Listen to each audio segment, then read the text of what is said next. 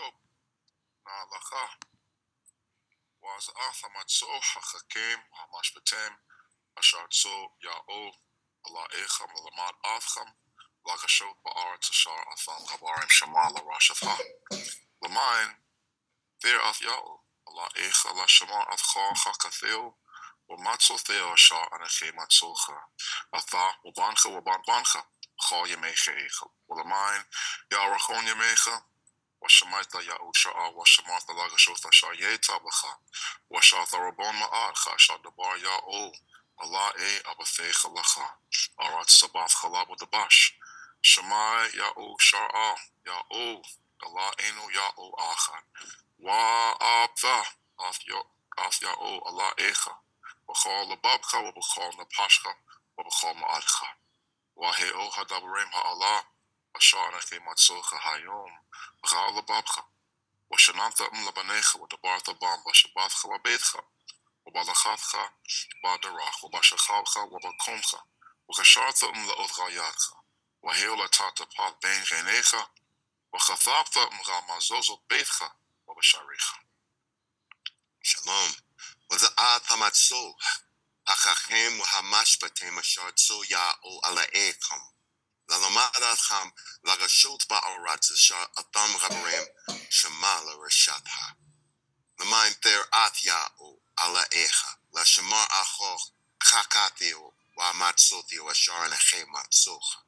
אתה ובנך ובנך כל ימי חייך ולמען יארכון ימיך. ושמעת יאו שרעה ושמרת לגשות אשר ייטב לך ואשר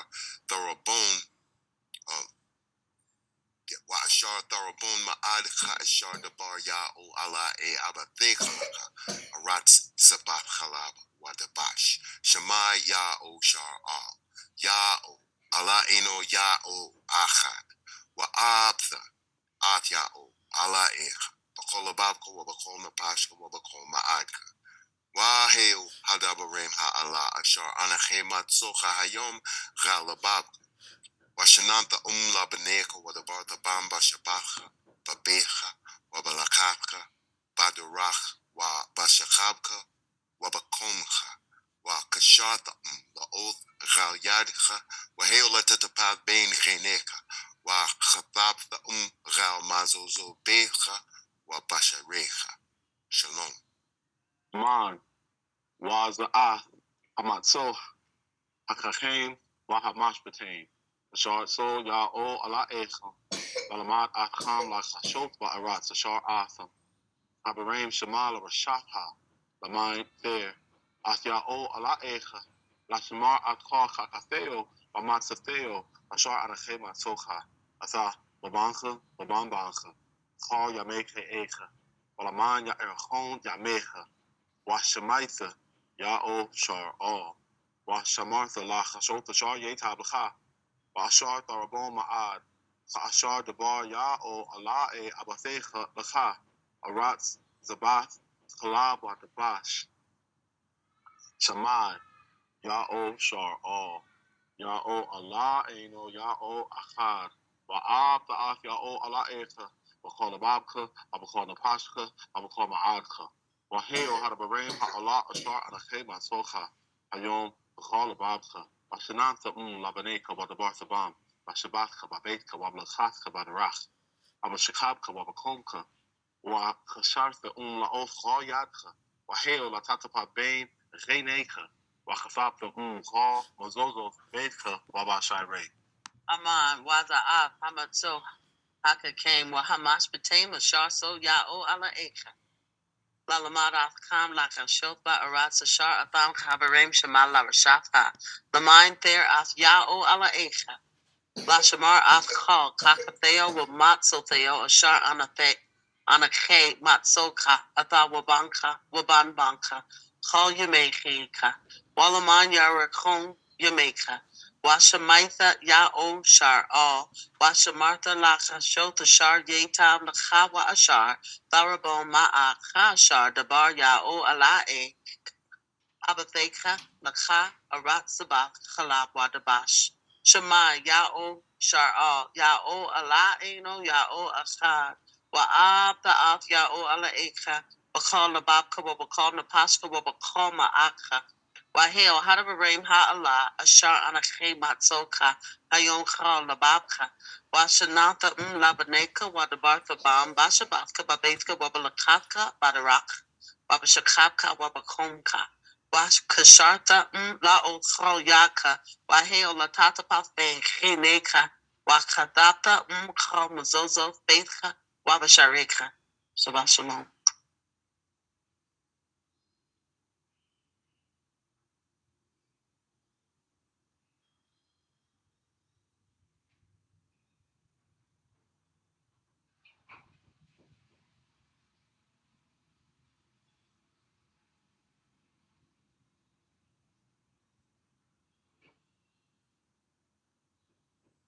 Shalom.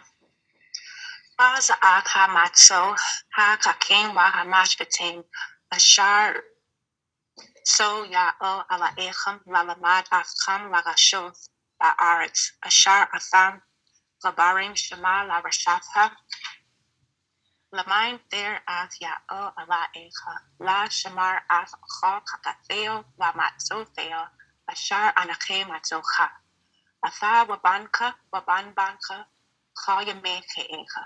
Wa lamanya arachon yamecha, wa shemaita ya oshara, wa shemarta, lagashot ashar yitab lakha, wa ashar, tarabon ma'adcha ashar dabar ya o ala'e, abathecha lakha, aretz zabath kalab wa dabash. Shema ya oshara ya o ala'eno ya o achad, wa'ab ta'ath ya o ala'echa, b'chol ababka, wa b'chol napashka, wa b'chol ma'adka, ha-dabaraym ha-Allah, Ashar Anakhe Matzocha, ha-yom Chol Lababka, Washananta Labanecha, Wadabarta Bam, Bashabatka, Babedka, Wabalakatka, Darak, Babashakabka, Wabakomka, Wakasharta Laoth Chol Yadka, Baheo, Lakatapet, Ben Ichinecha, Wakatapta Chol Mazozo, Bedka, Wabashairecha. Shalom.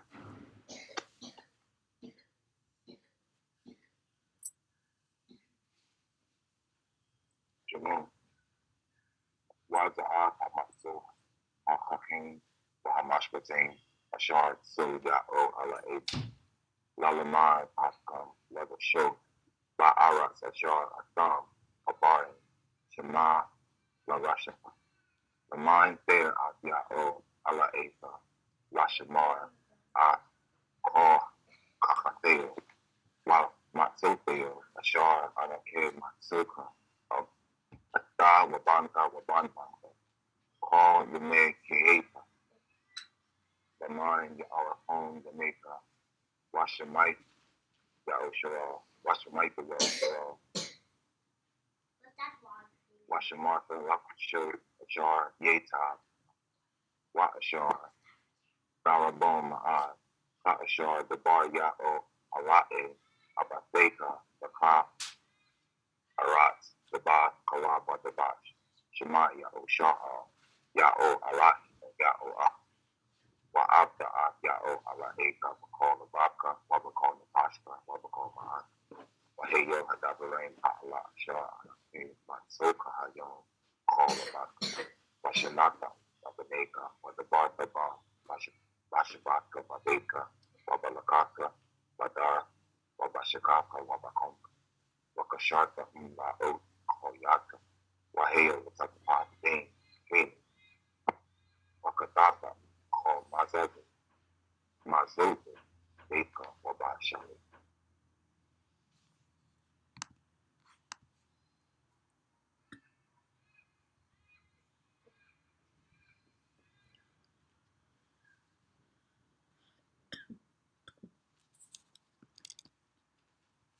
Shabath Shalom was a Ath Hamatso, Hakakim, wa ha-mashpatim, Ashar so Ya'o ala Ekum, Lalamad Atham, Lagashoth ba'aratz, Ashar Atham, ha-dabaraym, Shema la-rashatha. Remind their Ath Ya'o ala Eka, Lashamar Ath Kol Kakateo, Ramatsuteo, Ashar Anake Matsoka, Atha Wabanka, Wabanbanka, Kol Yameke Echa, Ulamanya Erakon Yamid, the Shemaita Ya Osha Al, Mushamarta Ghasharath Ashar Ye Tablaka, wa Ashar Therabon Ma'ad Ka Ashar Dabar Ya O Allah E Abate Kalaka, Arats Zabath Kalab Wadabash, Shema Ya Osha Al, Ya O Ala Eno Ya O Akkad, Abda Ath Ya O Ala Eka, Wabakal Babka, Wakal Napashka, Wabakal Ma'adka, Waheo ha-dabaraym ha-Allah Ashar and ha-yom ha-yom Go Lababka, Washananta Labaneka, Wadabartha Bam, Shabathka, Babethka, Wabalakathka, Badarak, Wabashakabka, Wabakunka, Ghasharath, La Uthgod Yak, Waheo La Tatapak Bain Geneka, Wakatab Go Mazuzu Faithka, Washarik. Shalom.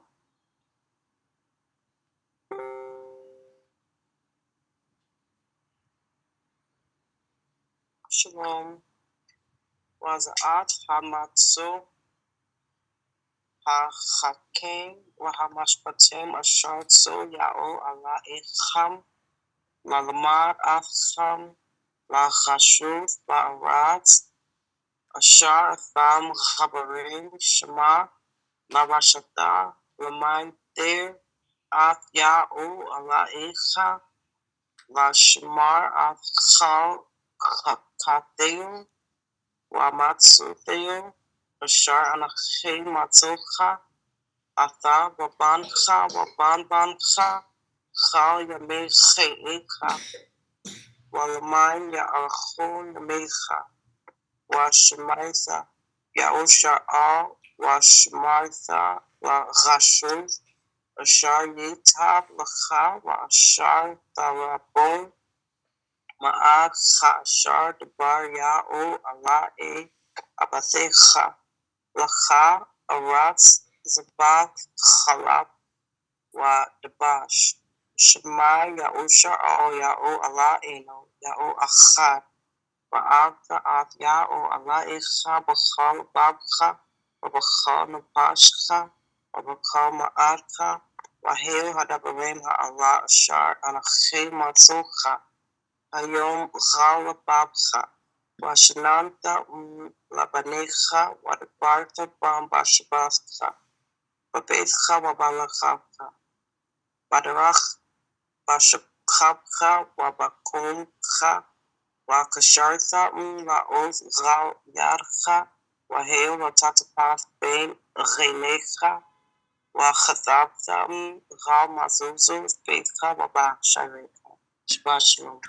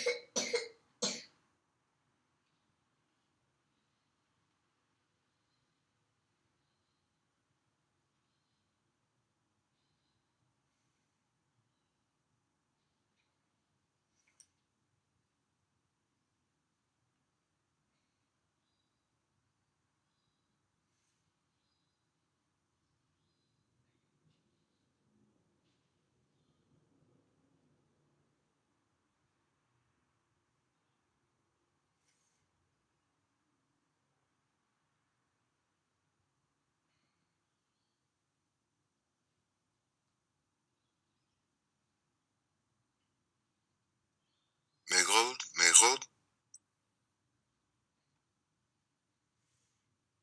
Shabbat shalom, Kati. Go ahead, Kati. Shalom. Waza'at hamatso ha-hakem wa-hamashpatem ashar so ya'o ala echam lalamad atchem la-gashot ba'arat ashar atham ha-dabaraym shema la-rashata l'main der at ya'o ala echa la-shemar at chol chachateo wa-matzoteo ashar anachem matzocha ata wabanka chol yamecha echa wa-l'main yarachon yamecha ושמעת יאושר ושמרת לגשות אשר יצב לך, ואשר תרבו מעל. כאשר דבר יאו עלי עבדיך לך, זבת כלה ודבש. שמע יאושר יאו עלינו, יאו אחד, ועד יאו עליך. בכל לבבך ובכל נפשך ובכל מעדך. והיו ha-dabaraym ha'ala אשר אנכי מסוך, ha-yom אכל לבבך. ושננתם לבניך ודברת בם ושבתך בביתך ובלקתך בדרך, ובשכבך ובחומך, וקשרתם לעוז אכל ידך. והיו לתת בעיניך, וכתבתם אכל מזוזות ביתך ובשעריך. שבת שלום אספקתי, וזעת המצוחה הקקן והמשפטים אשר צוחה יאו עליכם, ללמד אתכם לגשות בארץ אשר אתם גברים שמה לרשתה. למען יתייר את יאו עליכם לשמר אף כקתהו ומצאותהו אשר ענקי מצאוך אתה בבנקה. הימים כאיכה ולמה ירקון ימיך ושמית יאושרה ושמרת לגשות אשר ייטב לך ואשר תרבון מעל כאשר דבר יאו עלי עבדיך לך ארץ זבת כלה ודבש. שמע יאושרה יאו עלינו יאו אחד, ועבדת עד יאו עליך בקר לבבך ובקר נפשך ובקר מעלך. והיו ha-dabaraym העלה אשר ענקי מצאוך היום גר לבבך ושננתם לבניך ודברת בם בשבתך בביתך ובלקותך בדרך ובשבתך ובחומך וקשרת לאוגה ילך והיו לתפת בין עיניך וכתבתם גר מזוזות ביתך ובשעריך. שלום משפחתי, שלום אבי. וזעת המצוא החכים והמשפטים אשר צו יאו עליכם ללמד אתכם לחשות בארץ אשר אתם הגברים שמה לרשתך למען תיר את היאו עליכם לשמר אתך חכתהו ומצאותהו אשר אנכי מצאוך אתה ובנך ובן בנך כל ימי חייך ולמען יברכון ימיך ושמעת יאושר ושמרת לגשות אשר יצב לך ואשר תרבון מעד כאשר דבר יאו עלי עבדיך לך ארץ זבת חלב ודבש. שמע יאושר יאו עלינו יאו אחד ואף יאו עליך בכל לבבך ובכל נפשך ובכל מעדך והיו ha-dabaraym העלה.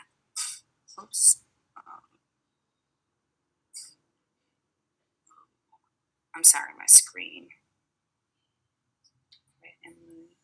והיו ha-dabaraym העלה אשר אנכי מצאוך היום אכל לבבך ושננת לבניך ודברת בם בשבתך בביתך ובלכתך בדרך ובשכבך ובקומך וקשרת לעוז אכל ידך והיו לצצפת בין עיניך וכתבת אכל מזוזות ביתך ובשעריך.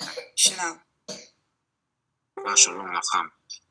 הזעת המצוא החכים והמשפטים אשר צו יאו עליכם ללמד אתכם לגשות בארץ אשר אתם גברים שמה לרשתכם.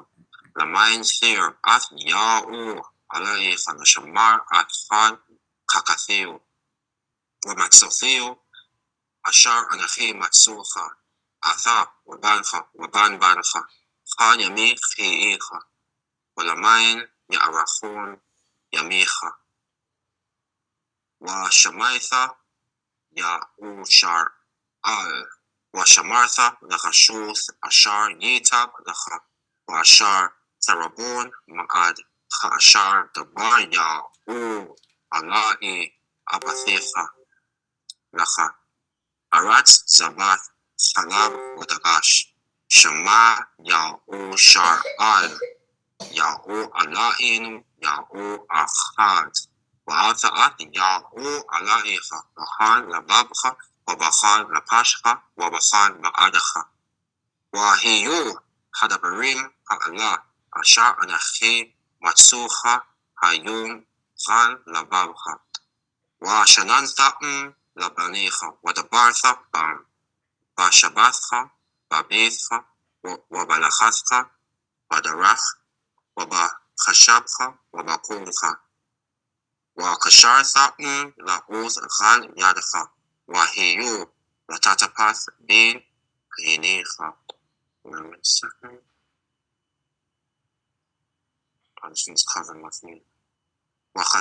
וכתבתם על מזוזות ביתך ובשעריך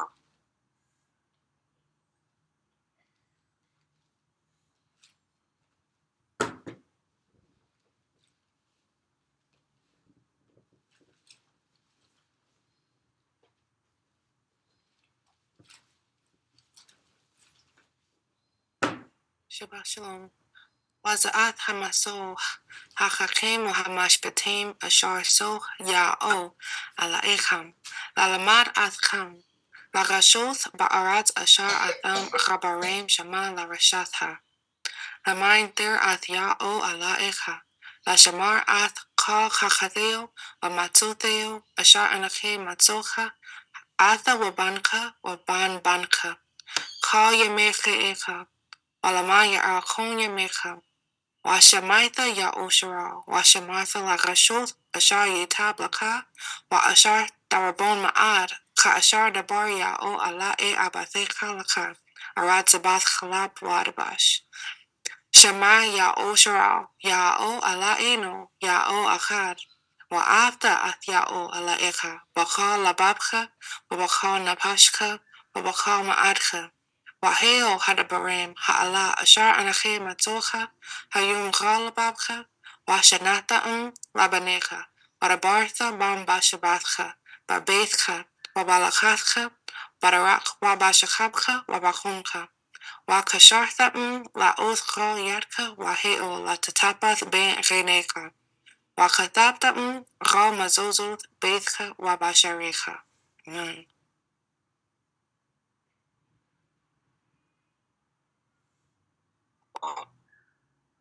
Mazmor masbukate. Waza'at hamartu akakim mashbatim. Ashartu ya'u ala'icham alaman atham. Ghasharath ba'aras ashar atam. ha-dabaraym shema shatha. My dear ath ya'u ala'icha. Ashmar acham. Chakateu. Wamatzoteu. Ashar anachim matzocha. Atabu bancha. Waban bancha. Wa yamechecha. Walama ya'arachon yamecha. Washamaita ya'ushar Washamarta lachashud. Ashar yetab l'cha. Washar darabon ma'ad. Ashar dabar ya'u ala'e abaticha l'cha. Arat zabat chalab wadabash. Shema ya'u shar'o. Ya'u ala'inu. Ya'u achad. Wa'afta ya'u ala'echa. Bachal lababcha. Wabachal napashcha. Wabachal ma'adcha. Waheo ha-dabaraym ha'ala. Ashar anachim matzocha. ha-yom lababcha. Washanata labanecha. Wadabarta bam bashabatcha. Babeitcha. Wabalachatcha. Wadarach. Wabashachabcha. Wabakoncha. Wakashrata la oath God yadcha. Waheo latatapat ben reinecha. Wachatavta Ramazazot beitcha. Wabasharicha.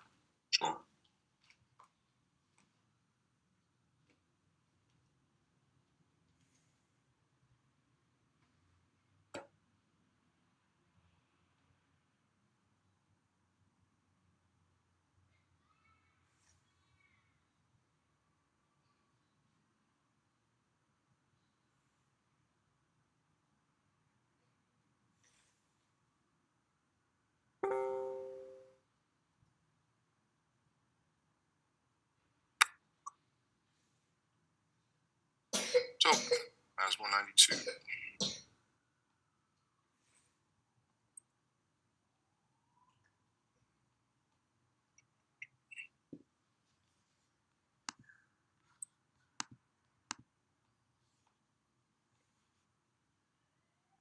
Sure. Mazmor ha-yom ha-Shabath. Tog lahadot b'ya'o v'lezamar l'shemcha ha-yom.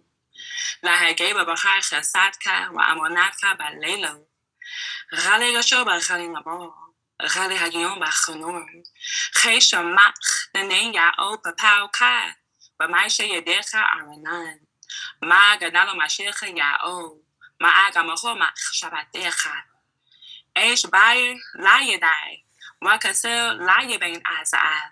Baparach, Rasha'im Gamagashad, or Yasait So called Palayon, Hashamad Makarekai, Wa'athar Marom La Kalam Yao, Hana Ebeka Yao, Hana Ebeka Ya'apado, Yataparado called Palayon, Wa the Ram Karaim Karane, Thou De Bashaman Rainan, Wa the Bat, a Rene Bashre Bachemim Gale, Mara'im Bashamayna Azane, Sede Katamaya Parach. Ka'araz Balabanom Yashagai, Shatolem Babet Yao, Bakasarot Allah Eno Yabricho, Ro Yunabon Besheba, Gashane Running Yaeo, La Hagay Hayashar Yao Saray, Wala Rolata Bo.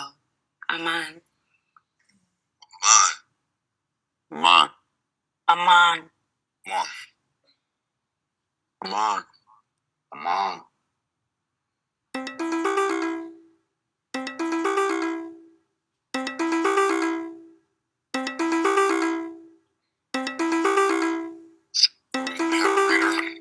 Filthy English.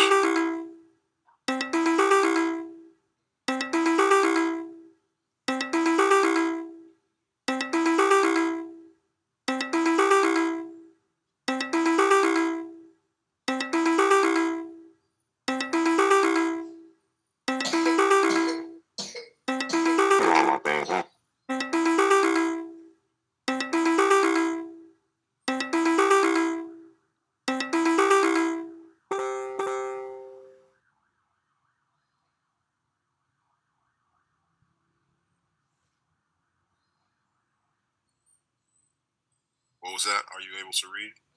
No? Okay. I was having some audio problems over here.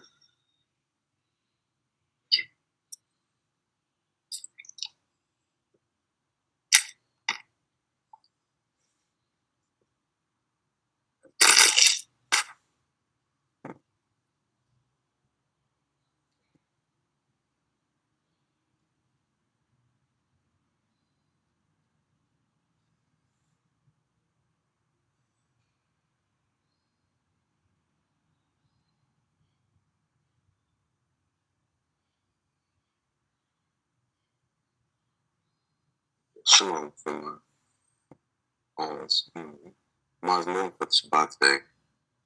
It's good to give thanks to Yahweh and sing praises to your name, ha-yom, to declare your mercy in the morning and your faithfulness at night. On an instrument of 10 strings, and a psaltery on the harp harmonious sound.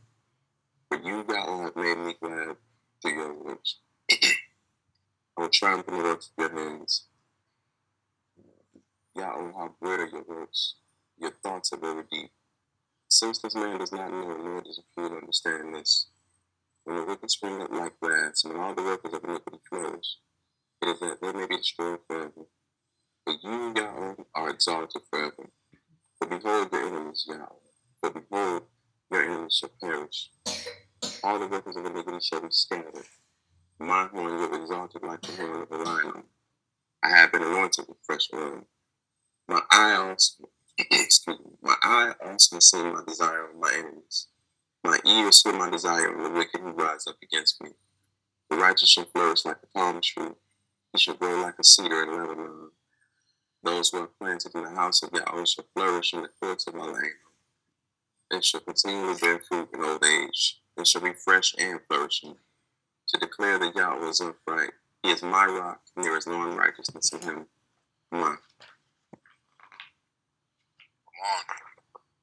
Amen. Tomar. Yashle sha'ala mashbachate ma ha-yom ha-zah.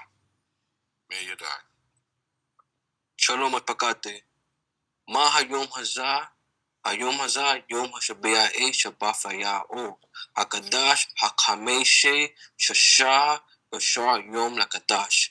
Bashana, shabath alape ma'atem, kamashem, wa shalash. Mara'ashet, baru'ah, shanat, hakamashem, shana, yoba, ho'ah. So,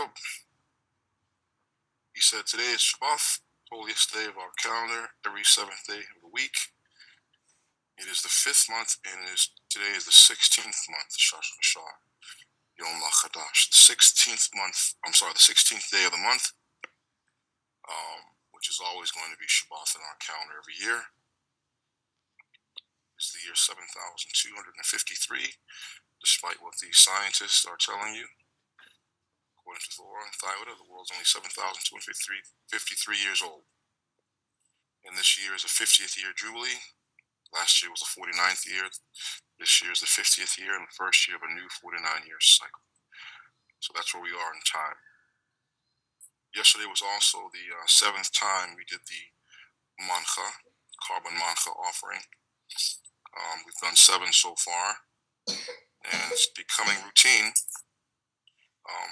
But I hope no one's taking for granted and losing sight of the significance of what we're doing and why we're doing it and where we're doing it and when. All those things are prophetic, and it's easy to forget that we are the only people in the world who are mirroring, I can never say that word, mirroring the words of the prophets. No one else is actually able to say that what they are doing is mirroring what the prophets said would happen. And we are actually doing that. And so that's a credit and testimony to us being the subject of these prophecies. We are the people that these prophecies are talking about. If not us, then who? And what would it look like if it's not us? Because we're pretty much nailing it to a T by my reading. Anyway, so let's not lose sight of that, and why we are doing the stuff that we're doing, to resurrect our covenant, to return to Yahweh with our whole heart, not just our lips, but with our actions, our deeds, to resurrect his nation and to keep his commandments and glorify him, and to spend quality time with him. I like that. When we go up there, it's not, it is a time of fellowship, see each other and, dap each other up and, enjoy each other's company. But when you're going up there, you're really going up there to spend time with your Father and to show him how much you love him. Right? This grain offering is the easiest offering to make, and that's why he wanted us to start with that. The restoration doesn't start off with us, doing the animals. We don't have them yet. It said you'd start with the grain offering. So that's all he's asking you to do is the grain. It's very easy with the way he's doing it, starting us off with these very simple, easy tasks that seem like,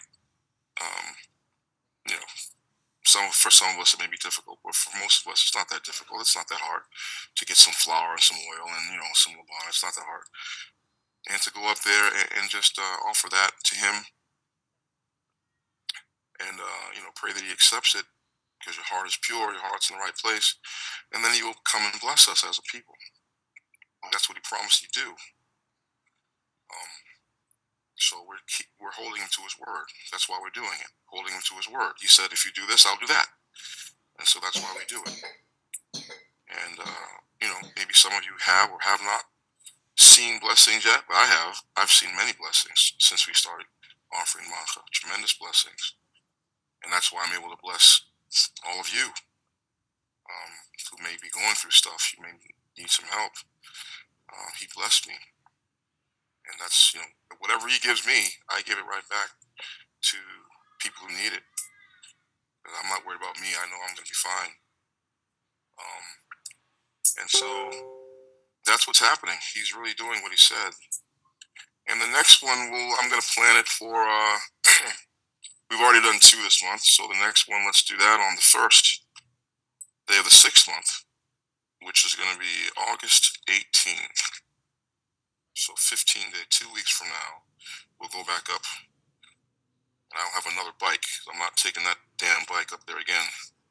I'm going to buy a different bike. And we'll go back on Yom Echad, first day of the 6th month, which is a new month day for us anyway. We're supposed to be offering on that day. So plan ahead. If you want to be included in that, what we're doing is you're notifying the priests. If you wish to be in the Mankhah list, there's 10 for everybody who wants to offer, and then the priests can choose among themselves. Once they've serviced everybody else, they can put their offerings on the altar, but it'll be first 10. So if you think you want to be included on the one upcoming, just let one of the priests know. Yakar Ya'o, senior priest, has been made the last list, so you can contact him if you want to be included on the next one. So you got 2 weeks to plan, get your stuff together to be in the next month. Okay. What else do I want to say? That's it. Before you say anything else, so, how you doing, man? I'm in a lot of pain. What else is new? Me and his pain is no stranger. I tell you, I think I need to walk around on my old football pads. That's the only I'm accident prone. I'm accident proof if I'm wearing my football pads. Anytime I'm not wearing my football pads, I'm prone to some type of injury. Anyway, I'll be fine. Hold on. Hold that thought. I'll be right back. Oh, Father, please help us. Lane is injured.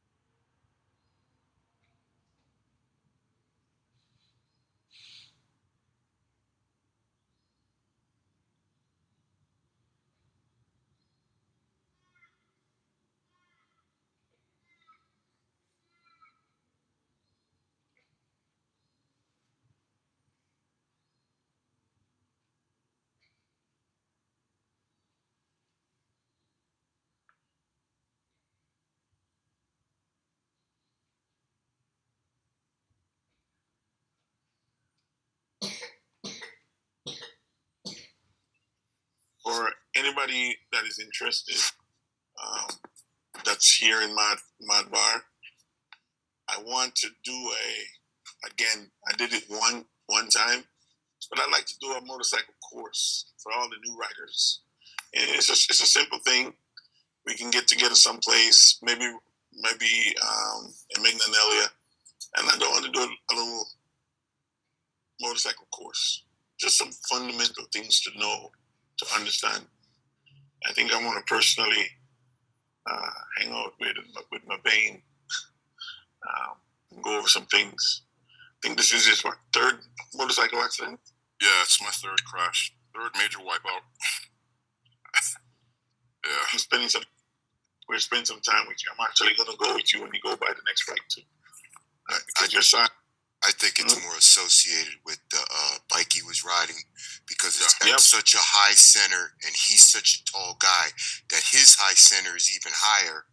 And like anything you hit just makes it so it's just so much easier to go down. Yeah, That bike sits way up. It's a high center. It's a dirt bike basically. Yeah, it's not only that too. The dirt bike is not until like brakes. So once you hit that bad boy, when you hit the brakes, it's gonna skate. Well, the tires too. Yeah. So.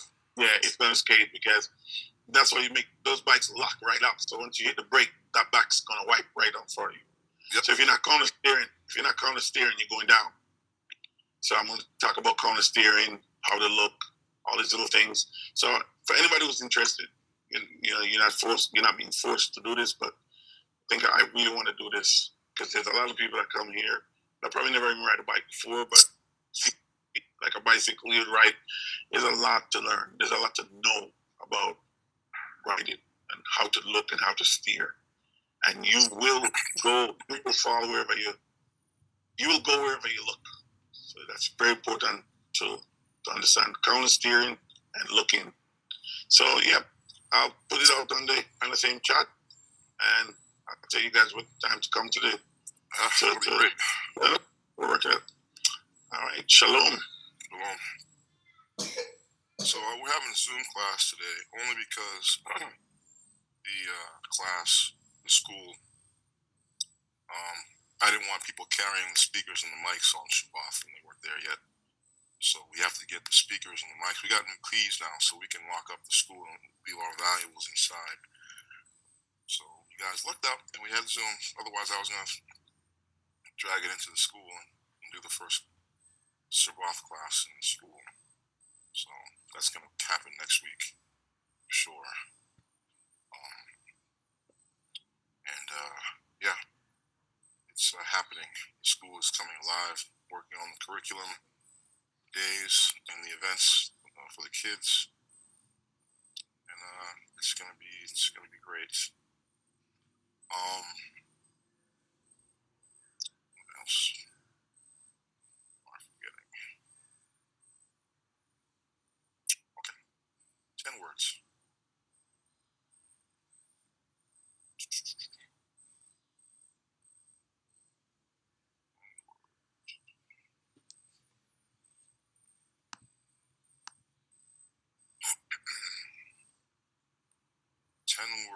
Ghasharath ha-dabaraym. Balaba, by heart. ويتبع ha-dabaraym. ويتبع ha-dabaraym ha-alala مع أخي يعقوب على شعور صديقه مع رأس مسرين بيت خبدين لا يئلخ على آخرين فالقنين لا تعيش لك فتوقاتمون أشاب شميمة مقال وأشاب رأس مثاخات وأشاب ميم مثاخات لا رأس لا تشتاقوا لها ولا تعبد أنا في يعقوب على أن كان تكاتفون أبات البنين هل شيء مهربين لشنائي وخشى خساد لألبين لآبين شمرين مكسوفين لا تشاء شام ياو على خلشوا لا ينقى ياو أث أشا يشا أث شمو لشوا سخور أثيون هشبات لقداشو ششات ميم تابا وخشيت خام الخطة ويوم هشبيع إيشا باث لا ياو على لا تشخاد ملخا أثا وبانكا وباسكا خباكا وماسكا وباماسكا وقاكا أشابا شميكا شاشات يمين خاشا ياو أث شمين وأثا أرات أثا يم أثال أشاب بام وينع ويوم هشبيعي أخان خان براث ياو أثيوم هشبات ويا هداشهو خبات أث أبيك وأث أم خان من يرخون ميخا كان أدم أشا ياو على إيخا نثان نفا لا ترتسخ لا تنأب لا تغنب لا ثاين بريخا خاد شقار لا تخمد بيت ريخا لا تخمد أشات ريخ وخبادو وأماسو وشور وخمار وخال أشار ريخ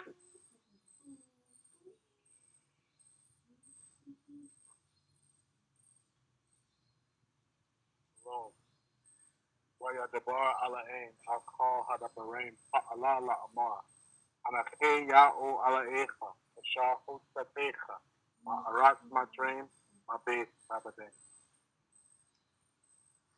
Lateisha La ya'e lata ala ain Akaraym Chalpanim Lateisha lata patal Wachal Tamona Ashar Bashamim Mamagal Washar Ba'arat Mafachat Washar Ba'amin Mafachat Ba'arat Latasha Tekho Laham Wala Saibadam Anakhe ya'o ala echa Alpan Fakad Honabal Sabeme, Ghashalahem, Wagharabaim, La Shanae, Waghacha Kasada, Alapim La Abe, Wala Shamare Matsote, Natasha Ashamya O Ala Echa La Shoa, Kela Yanaka, Ya O Atashar, Yasha As Kumola La Shoa, the Kuat Yom Hasabat La Kadasho, the Chatamin Dabad Wagasheta Kalmala Sasa, Yom Hashabea E, Shabath La Ya O Ala Echa.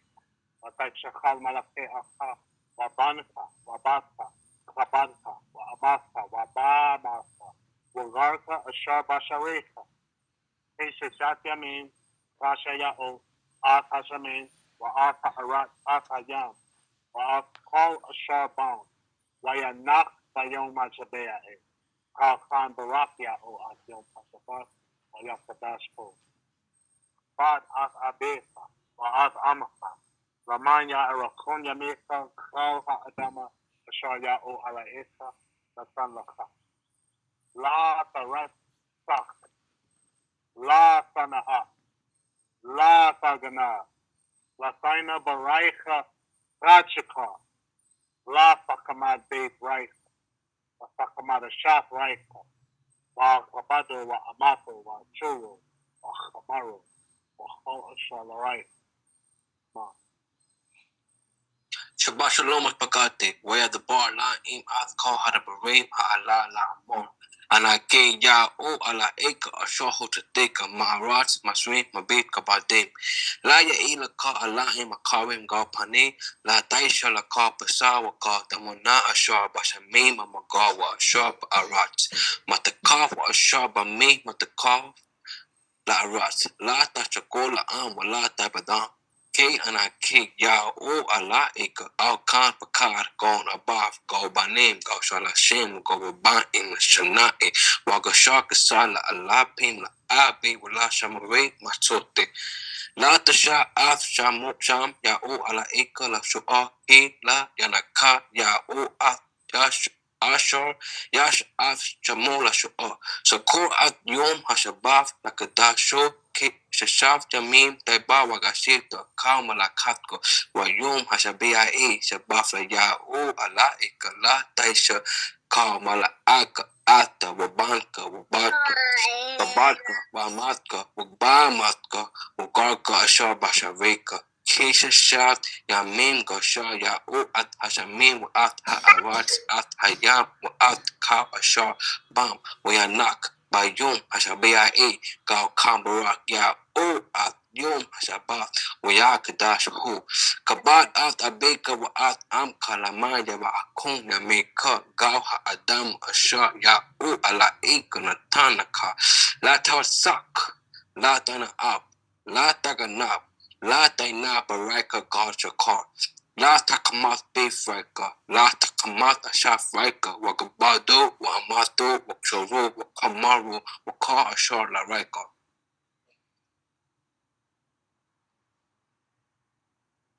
Shalom, Wayadbar Yao Alaecha.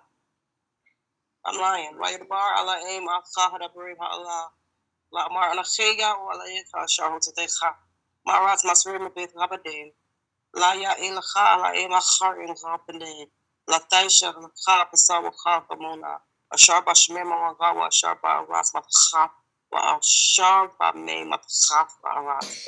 La tashitak o la hamla taibram khe ana khe ya o ala ita al kampu ka ko abaf company khashal shemu gawa bain la sharai wa kashak sara ala bin ka abe la shamari matsote la tasha shar ya o ala ita la shua khe la ya ka ya o atashar yasha ashamu la shua azfa yom hashba la kadasho shat yamin taiba wa kashita kha mala Kafka, like ha-yom, oh, I forgot again. Oh, ha-yom, ha-shbia, ishtabach, la-ya'u, ala-echa, la-taisha, cha, malacha, fa, wa-bamka, wa-bafka, wa-barka, wa-amalka, wa-bamalka, wa-garka, ashar, bashareka, cheshishat yamin, l'sha, ya'u, af, ha-shmei, wa-af, ha-araz, af, ha-yam, wa-af, kal, ashar, bam, wa-yanach, ha-yom, ha-shbia, kal, cham, barak, ya'u, af, yom, ha-shabat, wa-yakadashu,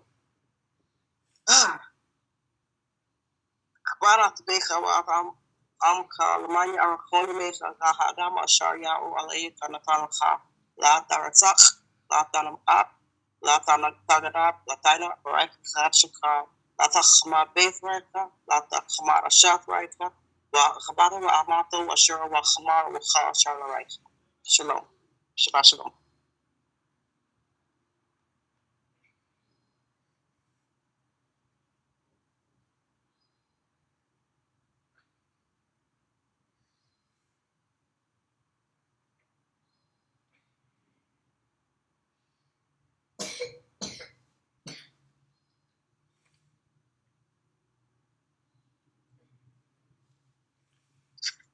Why ha-dabaraym ha-dabaraym ha-la-la-mar-anakheya-ola-eka asharhot-sateka ma'arz matzreim ma-beis tabadaim la ya'ela ha-alaim acharim galpanei la-thaisha la-kapasa wa-kol tamona ashar ba-shamei ma-makal wa-ashar ba-aratz matachas wa-ashar ba-mei matachas la-aratz la-thashat ha-kola ham-wa-la-thaibada kheya-ola-eka al-khan pakal gona-bas galpanaim al-shon shem wa-kol rabayim la-shana-e Wakasha Kasat La Lapain La Ave Wala Shamari Matsote Lata Sha'af Sham Ya Ola Eka La Shawake La Yana Ka Ya O Atashar Yasha Ashamo La Shawa Sukuraf Yom Hashabath La Kadasho Shashaki Main Thaibat Waga Sheta Kama La Katka Wayom Hashabea E Shabath La Ya Ola Eka La Taisha Kama Laka Atawa Banka Wabaka Kabaka Wamaka Wabamaka Wagarka Ashar Bashareka Pesha Shafi Mankhah Shaya O Athashemain wa Atharat Athayam wa Athalashar Bam Waya Nach Bayom Hashabea Egg Paul Kambarakya O Aviom Hashabat Waya Kadasho Tabata Beka was Kalamanya Rahon Yameka Kaha Adama Shaya Ola Eka Natalaka Latarat Sak Latana Latakana Latina Baraka Shakar Latakamad Bayfraka Latakamada Shafraka Wakabado Wamata Washura Wakamar Wakalashar Lareka. Shalom. Aman. Aman.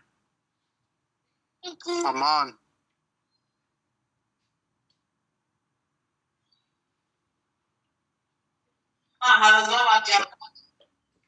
It's a long while ago. I'm glad I taught her everything she knows. Why the bar Allah aim? I've called her ha-dabaraym ha-Allah Anakheya o Allah echa asharhot sateka ma'aretz matzreim ma-beis tabadaim La ya'elaka Allah aim acharim chalpanei La thaishalaka pasal v'chal thamona ashar b'shamei ma-machal V'ashar ba'aratz mathachet V'ashar ba'mei mathach la'aratz La thashat ha'cholaham V'la thaibanam kei anakheya o Allah echa al kan V'cha zona ba'chal b'neim V'chal shel Hashem v'chal b'ba'ein la'shana Wa'chasha chasa la'alapeim la'abe wa'la shamari matzotei La Tasha Asham Ya O Allah Ekalakwa, Te La Yanaka, Ya O Athashar Yasha Ashamola Shawa. Zuhur Athyon Hashabath La Kadasho, Sashati Main Diba Wakashet, the Kharm Akaf Kahwa Yom Hashabea A Shabath La Ya O Allah Eka, La Thaisha Kharma Ka, Tha, Wabanka, Wabaka, Habaka, Wamaka, Wabamaka, Wagarka, Ashar Baka Reka, State Shati Main Kusha Ya O Akash Main Wa Athar Rats, Athayam Wa Athar Shar Bam. Waya nach, Bayom Hashabea A, Zal Khan, Barak Ya O, Athayom Hashabath, Waya Kadasho. La Ath Abecha, Wa Ath Amcha, Lamanya Erchon Ya Mecha, Raha Adama Ashar Ya O, Allah Echa, Nathan Lacha, La Tharat Sach. La Thana Up, La Thaganab, La Thana Baraka, Kha Shakar, La Thachama Beth Raka, La Thachama the Shath Raka, Wa Khabara, Wa Amato, Wa Shora, Wa Khamara, Wa Kha, Ashar Raka, Aman. Aman. Why the bar Allah aim I've called ha-dabaraym ha-Allah anakheya o Allah eka. Excuse me. Ashar hotadeka ma'aretz matzreim ma-beis tabadaim Aya elaka alayim acharim galpanei Ladaisha laka pasal wakal thamona ashar b'shamei ma-magal Wa ashar ba'aretz matakat Wa ashar ba'mei matakat la'aretz La tashatako laham Wa la thaibanam kei anakheya o Allah eka Al Khan Bakagon of Bath Goblin Gal Shalashin Wagal Rabain Lashanai Wagasha Kasad La Alabim La Abe Walashamari Matsote Latasha at Sham Yao ala Eka Lashua, Kela Yanaka Yao at Ashar Yasha at Shamo Lashua, Zakor at Yon Lashaba, Lakadasho, Shishat Yaming Dad, but Wakasheta, call Mal Akatka, Wayon Lashabe, Shabath Yao ala Eka Lataisha, call Mal Aka, Atawa Banka, Wabatka, Kabatka, Wa'amaska, Bamaska, Ashar, Wa Gar, Ka, Ashar Bashareka.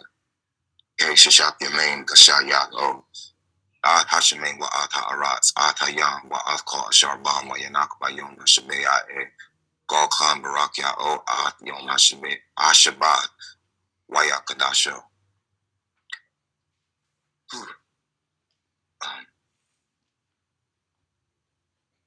Kabad Athabeka wa Amka Laman Yarakon Yameka Gol ha-adama Ashar Yao ala Eka Natanlaka La Taratsak La Tana Up La Taganap Lataina Marika Shakar La Takuma Big Like La Takuma Shat Rika Wakabado wa Amato wa Shore wa Kamar wa Call Charla Rika.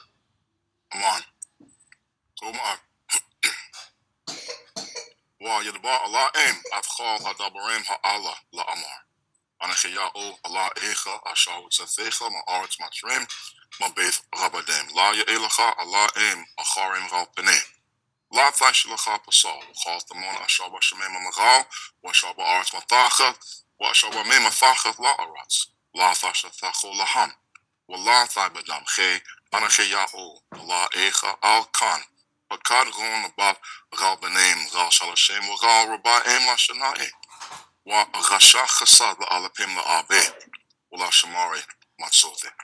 La tasha at sham yao ala echa la shoah che la yanaka yao atasha yasha al shamu la shoah. Zachu at yom ha-shabath lakadashu sheshat yamim taibad wagashetha call mal'achat cha wa yom ha-shabe'e shabath li yao la echa la taisha call mal'acha atha wa Mankhah, wa Badcha, Rabadcha, wa Amatcha, wa Bamatcha, wa Garcha, Ashar, wa Sharecha. Sheshat Yamaim Ghashat Ya'o, Ath Hashemen, wa Ath ha-arats, Ath ha-yom, wa Ath Kal Asharbam, wa Yanach, wa Yom ha-shabe'e, Gal Khan, wa Rach Ya'o, Ath Yom ha-shabath, wa Yakadashcho. Chabad Ath Abecha, wa Ath Amcha, Laman Yarachon Yamecha, Gal ha-adama Ashar Ya'o, Allah Echa Nathan Lacha. La Taratz Zach, La Tana'ab, La Taganab, La Taina Baraicha Rad Shakar, La Tachamad Beth Raicha, La Tachamad Ashath Raicha, Wa Rabado, Wa Amato, Wa Shoro, Wa Chamaro, Wa Chal Ashar Baraicha. Come on.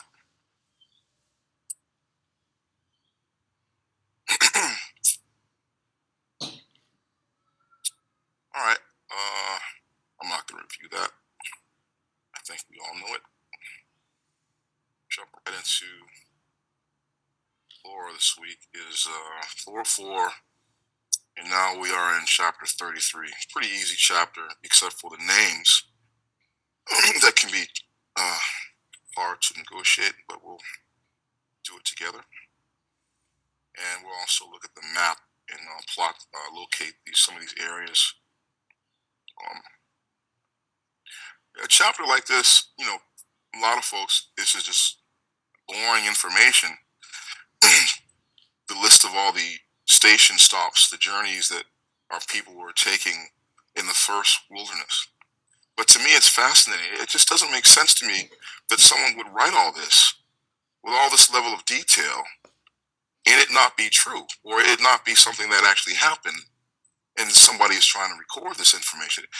It would be really, really, really demonic if this was a fiction. Someone just made this up and it never happened, right? So I look at these types of chapters when it has all this detail in it. I see this as, no, that's not what happened. That's not how ancient people, they didn't have fiction writing back then. They either had myths and they believed their myths, but it sounded like crazy stuff that they were believing, but it wasn't anything that was like, okay, this is just entertainment. You are to read this and walk away, entertained, but you're not supposed to walk away believing. That's not true. These other cultures, when they wrote their myths, they believed these myths. They believed these things happened. They weren't written to be dismissed as fiction. That type of writing didn't happen until modern times, when folks started writing fiction, like comic books and novels and stuff like that. That didn't happen until recently. Folks started writing stuff like that to be dismissed as just entertainment. But back in this day, the Bronze Age, folks were writing what they believed happened, what actually happened. This wasn't a piece of fiction. So when we look at this chapter, and we see all these names, and they don't make any sense to us until I explain it to you. You got to think about it from the standpoint of Moshe, who wrote it. Why is he writing all this information? What purpose does it serve for that generation to record all their stops?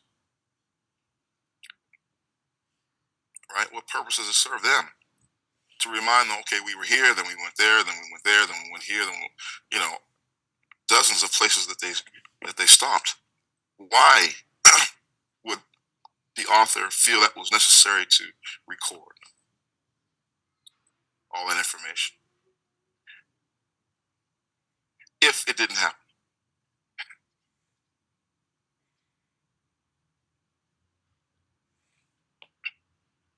Say, could that be to lend credibility to the fact that it did happen?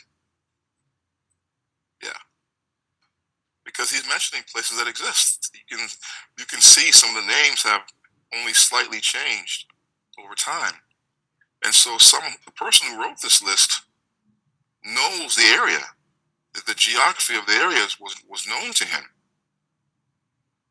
and so if you write a piece of fiction and you include real places, all right. You got Batman. Batman is a city about Gotham. We all know Gotham is fake, but Gotham is supposed to be what? The fictional what? New York. New York City, right? Chicago. It's supposed to be Chicago. It's supposed to be Chicago. I thought it was New York City. Dark Knight happened in Chicago. It is. Well, the movie, Gotham, yeah, it was in Chicago. Gotham City is supposed to be based off of Chicago. New York. Yeah. New York. Gotham City itself is based on New York because it was metropolitan. Gotham City is based off New York. Thank you. I knew it. I think she's right. But the movie Dark Knight, when they shot the movie, they shot it in Chicago because I was. Yeah, but that's an adaptation. That's not the real. That's an adaptation. They do that all the time. They change stuff. But the original comic book, the original Batman comic book, Gotham was based off of New York City. That fictional city. It was, but we see what happened there when they create Superman. They put Superman in Metropolitan. Right. And Metropolitan is New York. Right. So that's why they changed Batman to Chicago. Oh, okay. Yeah, Gotham to Chicago. But originally it was New York. Gotham is New York City. Metropolis is New York City, and Gotham is New York City. Yeah. So my point is that that's an idea of how you write fiction. You use a name that doesn't really exist, right? But you're trying to talk about a city that does exist, but you're using a fictional name for it. So if this book was writing about fiction, then the names in this chapter, they wouldn't be real places. They'd be fictional names that don't really exist.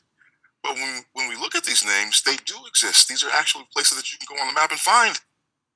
So that's like someone writing a Batman movie and actually calling Gotham City New York City, and using the actual names of the mayor and the politicians and real people, real streets, everything. You say, wait a minute, okay, this guy's not just writing fiction; he's actually trying to make it seem like this is real, because he's using real names and real places and real stuff that we see. So that's the difference. That's the difference between fiction writing and someone who's trying to tell you the truth, what really happened. All right, so let's get there. Chapter 33, Numbers.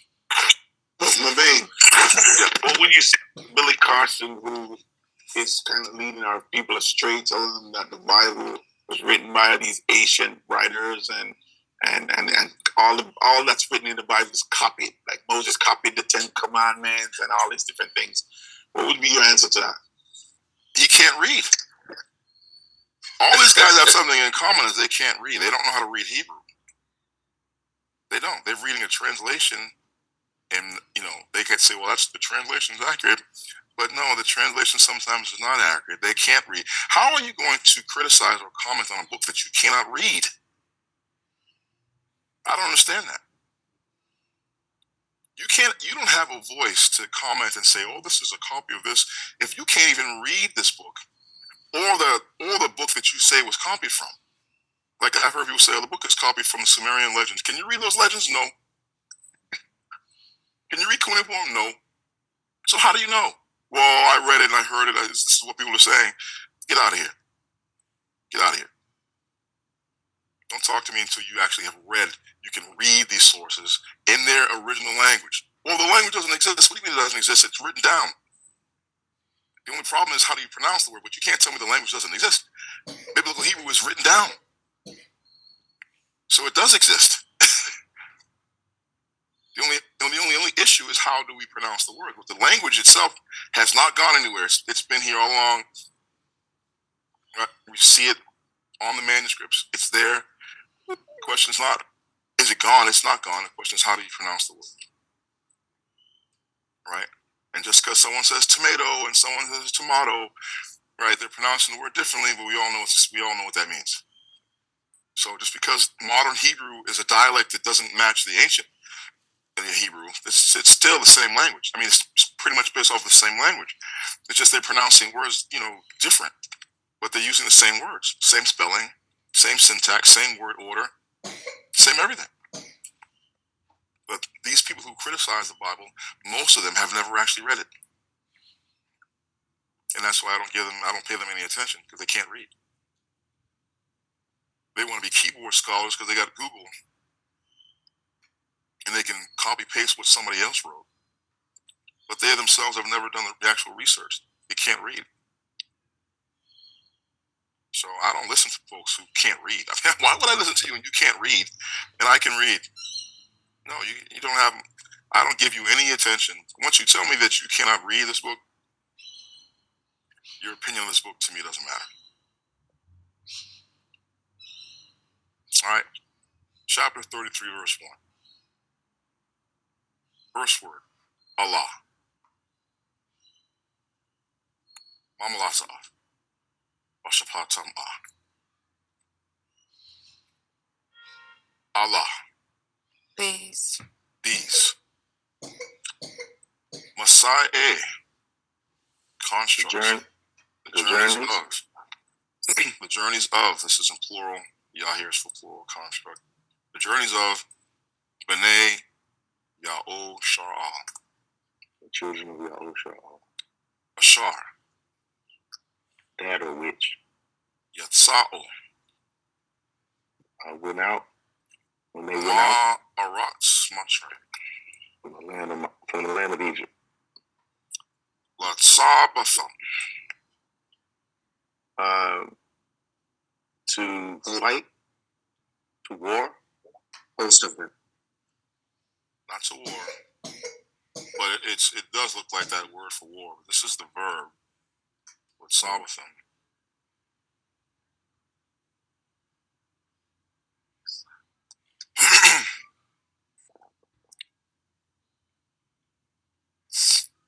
No other guesses? According to their ranks, their armies. Yeah, according to their hosts. Oh, God. So this was an organized movement. They didn't just run out of there randomly. They organized themselves into marching groups, and they organized their march out. Bayad Marsha Wa'ar.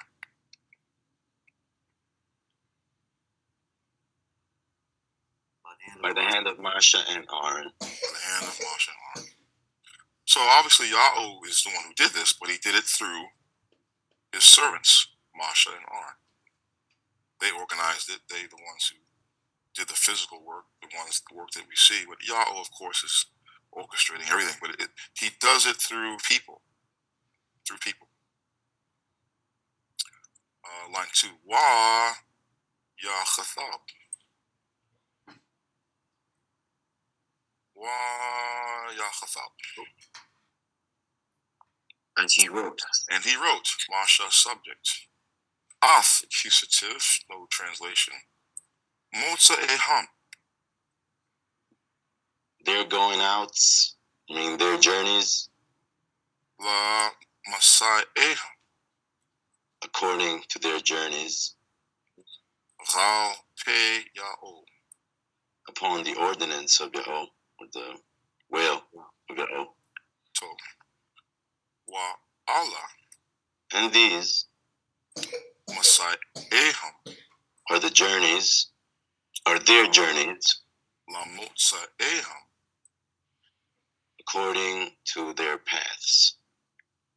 Okay, let's do add line 3 for the readers. Wa Yisrael.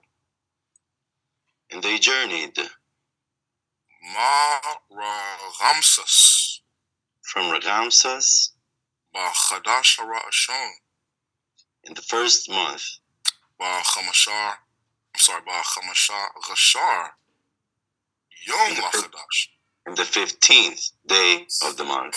So they remember now they have the Passover at the evening, between the two evenings, and then the cry was heard at middle of the night. All the firstborn died, and Pharaoh said, "Get the hell out." But they couldn't actually leave until the morning because they were told to stay indoors until the morning. So they left on the morning of the 5th. That means that tells us the day begins in the morning. Our calendar days 1, 2, 3, 4, 5, 6, 7, 8, 9, 10. They begin in the morning. They left in the morning of the 15th day. Last night was the 14th day when they celebrated Pesach. La Chadash Harashon, to the month the first. Mankhah, in the, or from the, or by the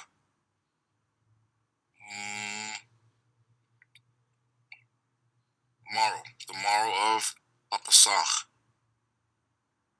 The morning of the Pesach. So this is the day after, because Pesach begins in the evening, so it can't be the morning previous. It's the morning after Pesach, the 15th day. Okay. Yatsa'o. They went out, B'nai Ya'oshar'al. the sons of Yahoshar'al, Bayad Rama. by strong hand? No. A high hand. A Rama from Rome. Yeah. A high hand. Lachene. Before the eyes, or the eyes of all the Egyptians. So that will. Let's add 4. No, all right, that's 3. That's enough. Okay, Ya'oshok. Allah Masai Bani Yahusha'al Ashar Yatza'u Ma'aratz Matrim La Sabatham Bayad Masha Wa'aran Wa Yachathab Masha Ath Mutsa'iham La Masa'iham Ghal Pe Ya'u Wa'ala Masa'iham La Musa'iham Wa Yasayu Ma Rahamsas Ba Chadash Harashun Ba Chamasha Ghashar Yun La Chadash Ha-Ra'ashun Ba Mekharath Ha-Pesach Yatza'u Bani Yahushar'al Bayad Ramah Lachini Hal Matzrim. So I think I misspoke. This is not the verb. This is the noun. Sob. Because it has a pronominal suffix and construct. It's getting the tha added there, and then the ma for the third person plural. They're a host of their armies. Okay, halab. Allah Masaye Bane Yaosharo Ashar Yatso Ma'arat Matrain La Sabatham Bayad Masha Wa Aran Waya Khatab Masha Af Mutse Ham La Masai Aham Ghal He Yao Wa Allah Masai La Motseham Wayasayo Ma Ragamsas Wa Hadash Ha Arachon Ba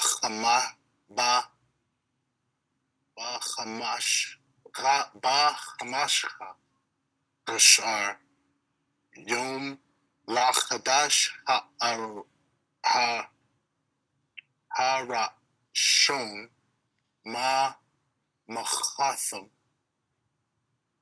Did I say that right, my man? Mankhah. Mankhah, yeah. Mankhah. Ha-Pasach. Yatseo Bane Yaosharo.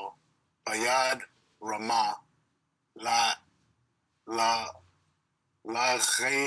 Reine Hal Ma'arat. So, yeah,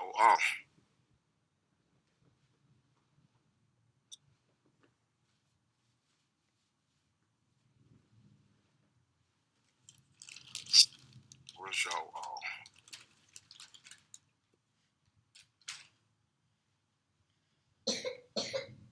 All right. Sorry. Can I read for him, Obey? Yeah, you can. All right, shalom. Allah Musa B'nai Yahushua Ashar Yatza'o Ma'arat Matraim La Saba'atham Bayad Masha Wa'ara Waya Khathab Masha Ath Mutsa'eham La Matsa'eham Ghal Ya'o Wa'ala Matsa'eham La Mutsa'eham Wayasayo Ma Rakhamsas Bachadash Habashom Ba Khamash Hashar Yom La Khadash Harashon Mama Karath Hapasak Yatsayo B'nai Yaosha'al Bayar Ramah La Kene Call Matrain. So, sorry. Allah Masai Bane Yaoshar al Ashar Yatsa'u Ma'arat Matsrim Latsab Atham Bayad Masha Wa'aran Wayakhtab Masha Af Motse Ham how do you say that? Motse Ham La Masai Motse Ham. Okay. Wayakhtab Masha Af Motse Ham La Masai Ham Ghal Pane Ya'o Wa Allah Masai'iham La Motsai'iham Wa Yasayo Ma Ramsas Bachadash Harashon Bachmasha Ghashar Yom Lachadash Harashon Mama Kharath Ha-Pasak Yatsahu Bane Yaosha'al Bayad Ramah La Reine Chal Matsre. Shalom. Shara, Ya'o. Shalom. Allah Masai Bane Ya'o Shara Ashar Yatza'o Ma'aretz Matzreim La Saba'ath Bayad Masha Wa'aran Waya Kathab Masha Ath Motsa'eham La Masa'eham, Kal Pe Ya'o Wa Allah. Masa'eham, La Motsa'eham, Wa Yasayo, Marakamsas, Bachadash, Hara Ashon, Bachamasha, Hashar Yom, Lachadash, Hara Ashon, Makharath, Hapasak, Yatsa'e, O, B'nai Ya'usharal, Bayad Rama, Lachene, Kal Mazmor. So, Barach Ya'o. Shalom. Allah Masai B'nai Ya'usharal, Ashar Yatsa'o Ma'arat Matrain, La Sab'athim, Bayad Masha Wa'aran, Wa'yachathab Masha'ath Mota'eham, La Masa'eham, Alpe Ya'o, Wa Allah Masa'eham, La Mosa'eham, Wa Yasa'o Ma Rahamsas, Bachadash Hara Ashon, Bachamasha Chashar Yom La Chadash, Hara Ashon, Ma Machara, Hapasach, Yatsa'o B'nai Ya'o Shar'al, Bayad Rama Lachene, Kal Matrain. Oh, Shamashon. Allah Masai B'nai Ya'o Shar'al, Ashar Yatsa'o Ma'arat Matrain.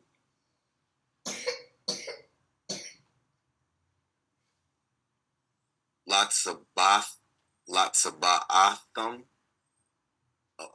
Didn't you say that this was you said it was different, right? Latsaba'atham. Yeah, this is I keep screwing this up. This is actually Sabaoth. It can be a wa here sometimes, and you have Sabaoth, right? And Sabaoth means hosts or armies, and then the ma here is just for the possessive theirs. So if you want to say La Sabaotham, that would be fine, or you can say La Saba'atham without the wa. The wa is optional to make it plural. You can pluralize it Sab'ath, that's plural, or you can pluralize it Sabaoth, like that. And it's just, yeah, it's up to you. Latsaba'atham, Bayad Masha wa Aran, wa Yakathab Masha Ath, Motsa'eham, La Masa'eham, Kal Pe Ya'o, Wa Allah Masa'eham, La Motsa'eham, wa Yasa'o, Mavrakhamsas, Bachadash, Hara Ashon, Bakhamasha, Ghasharath, Yom Lakadash, Hara Ashon, Makharath, Ha-Pesach, Yatsa'o, B'nai Ya'osharal, Bayad Rama, Lachene Kal Matzrain. So what do we have? We have these are the journeys of the children of Ya'osharal, which went forth from out of the land of Matzraim by their hosts, by the hand of Moshe and Aaron. And Moshe wrote their goings out according to their journeys, and Chalpeh according to the mouth of Yahweh. And these are their journeys and their goings forth, their goings out. And they journeyed from Ragamsas in the first month, in the 15th day of the first month, in the morning of Pesach. They went forth, the children of Ya'osharal, by a high hand, by Yad Ramah, to the eyes, or in the eyes of all Matzraim, all the Egyptians. Okay, that's all that's saying. Verse 1, 3, verse 4. While Matzraim, ha-dabaraym. This is a participle, active, plural. And the Egyptians were buried. No, that's passive. The ones burying. Yeah, the Egyptians were burying the ones they were action. Athashar ha-ha, that which slew or killed Ya'o among them. So while we were leaving, they were busy burying their dead. Chol B'chor, or the firstborn, Wa'ba'ala'eham, and in their gods, and on their gods, Ghasharath Ya'o Shapatem, made Ya'o judgment, or executed. Ya'o executed judgments. Okay. Verse 5. Wa Yisa'o b'nei Ya'o Shar'al.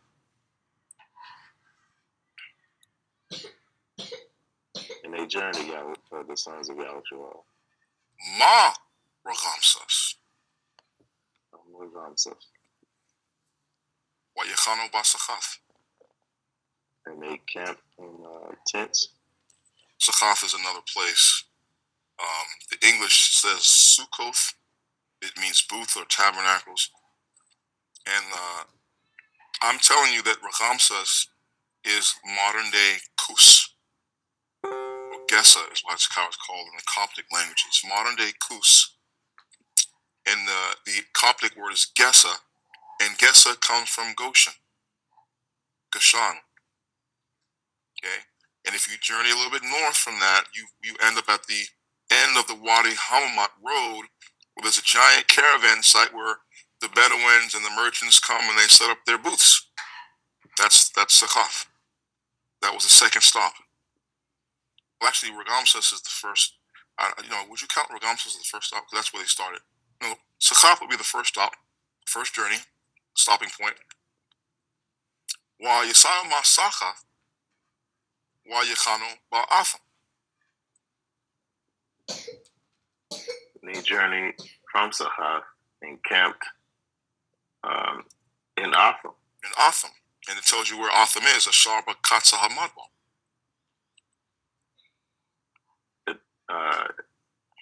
At the end of the wilderness? The end of the wilderness. Now, if you go a little bit further north of Sachath, which is modern day Coptos, that's the name they call it today, Coptos in Arabic.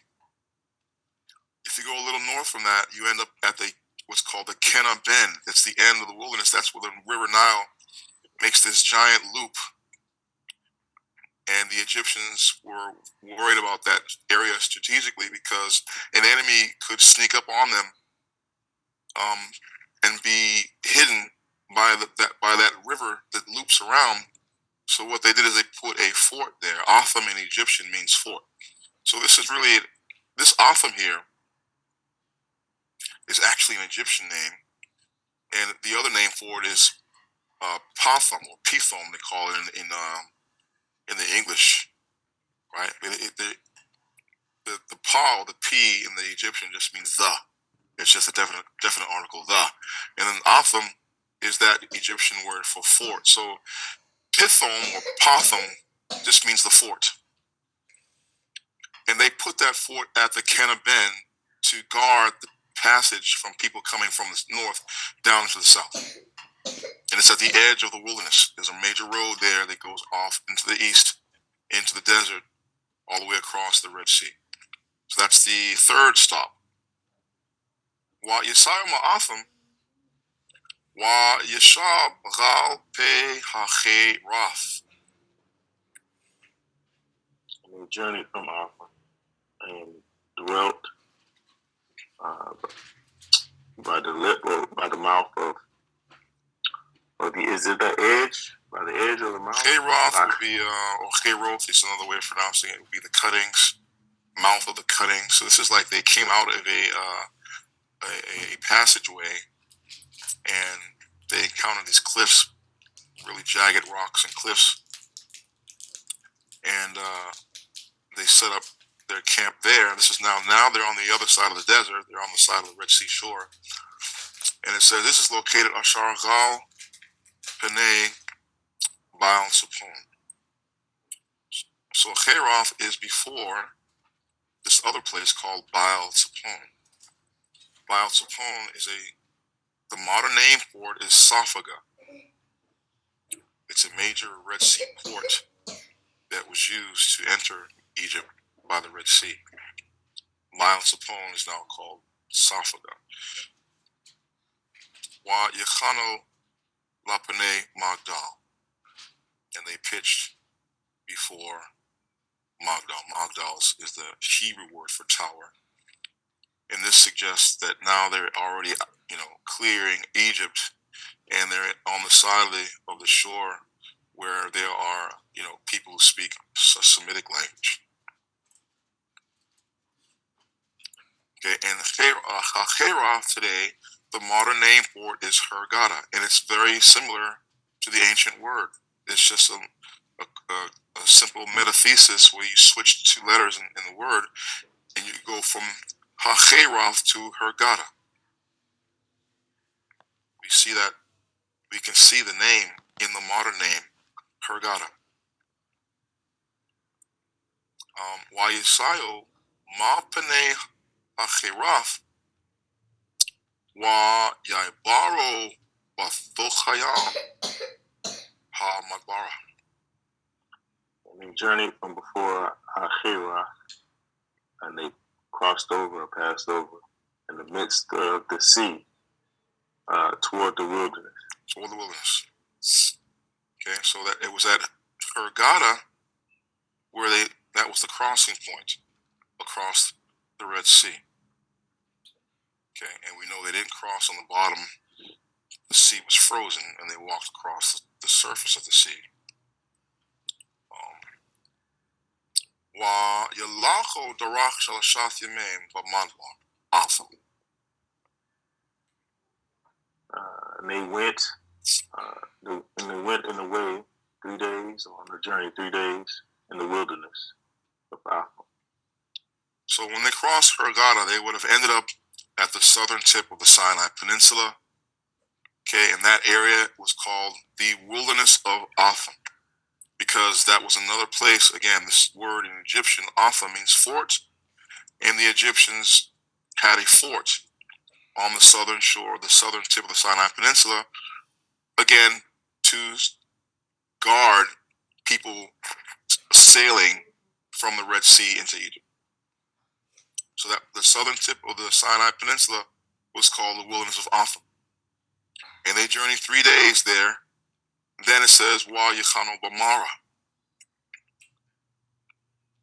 And they camped in Marah. Mara. Now, it wasn't called that initially. It was called something else, but it doesn't tell us what it was. Mara is the modern-day Nuweiba Beach.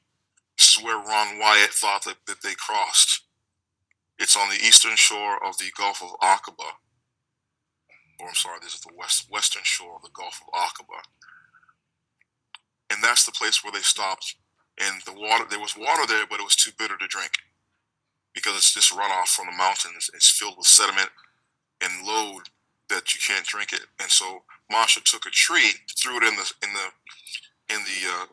water, and then as the water was running through the leaves, it siphoned off the load, made the water sweet so that you can drink it. And they gave that place the name Mara because the water was too bitter to drink. Wa Yesayo Mamara wa Yabao E Lama. And they journeyed from Marah, and they came to Elam. No, Elama. Yeah, towards Elam. That ha at the end is just a directional. Okay. Towards Elam. Wa ba Elam Shathem Ghasharath Renath Mem wa Shabath ha-dabaraym wa Yechano Sham. And in Elam there were 12 Shathem Ghasharath, 12 Renath fountains of water, mem. Wa Shabath and 70 ha-dabaraym, Palm trees. Wa Yechano Sham. And they pitched their camp there. Camp there. Yeah. Okay, Okay, so Elam today, it's easy to find that. If once you go north of Nuweiba Beach, you pass the northern end of the Gulf of Aqaba and you end up at a place called Ora,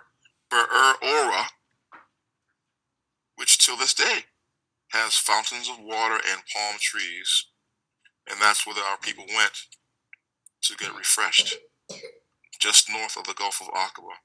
And it used to be the Israelis, when they settled that land, that was the only place, if you lived in the south, where you could get water.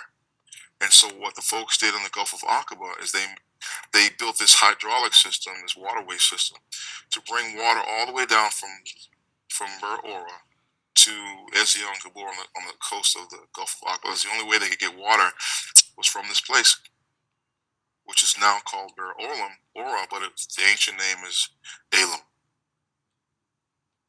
Wa Yesayo Ma Elam, Wa Yechano Gal Yam Sop.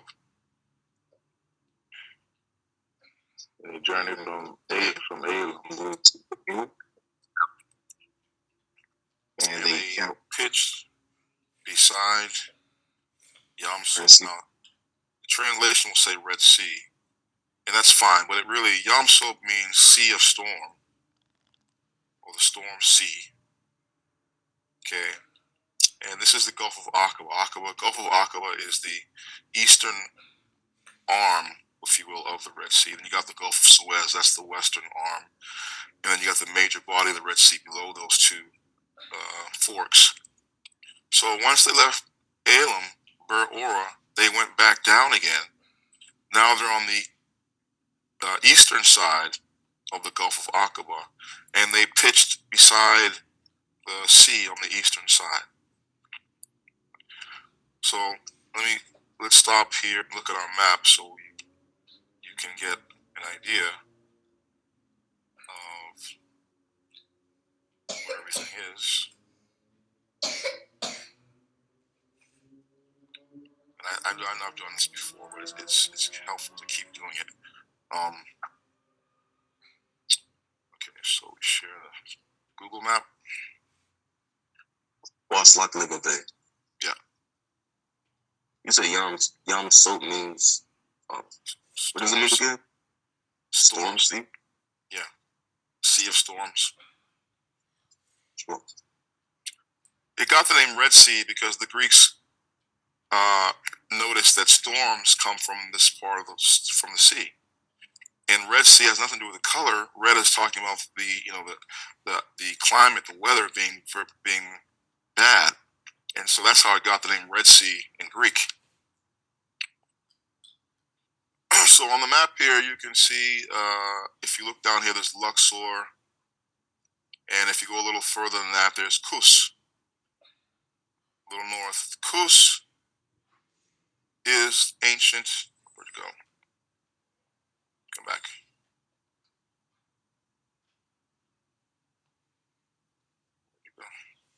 Right there. This area here, Kos, that's ancient Goshen, Goshen. And the name back then was Ragamses. That's not the name of a pharaoh, despite what these crazy people are telling you. Ragamses was a private citizen, an official of high rank, who owned land. He owned farmland in this place called Goshen. And so when our ancestors came to Mazmor, the pharaoh said, "Oh, what do you guys do for a living?" "Oh, we're shepherds," which was a lie. "Oh, you shepherds? Oh, okay. Well, I got an estate down here. One of my guys, Ragamses, he's got a place where it's really, really good for raising farm animals. Why don't you go live there? And while you're there, why don't you raise my cattle?" And that's where he domiciled them, was in Kos, Ragamses. So we started from Ragamses, and we headed north, right? We started marching north. And then we came to this place called Kif, in modern language, which is the ancient Sachath. It's at the edge. You see this road here? This road is called the Wadi Hamamat Road. It stops at Kift, and you have this major caravan site. That's ancient Sachath. But we didn't venture off this road to go into the desert. He didn't want us to take this road because This is called the Way of the Philistines.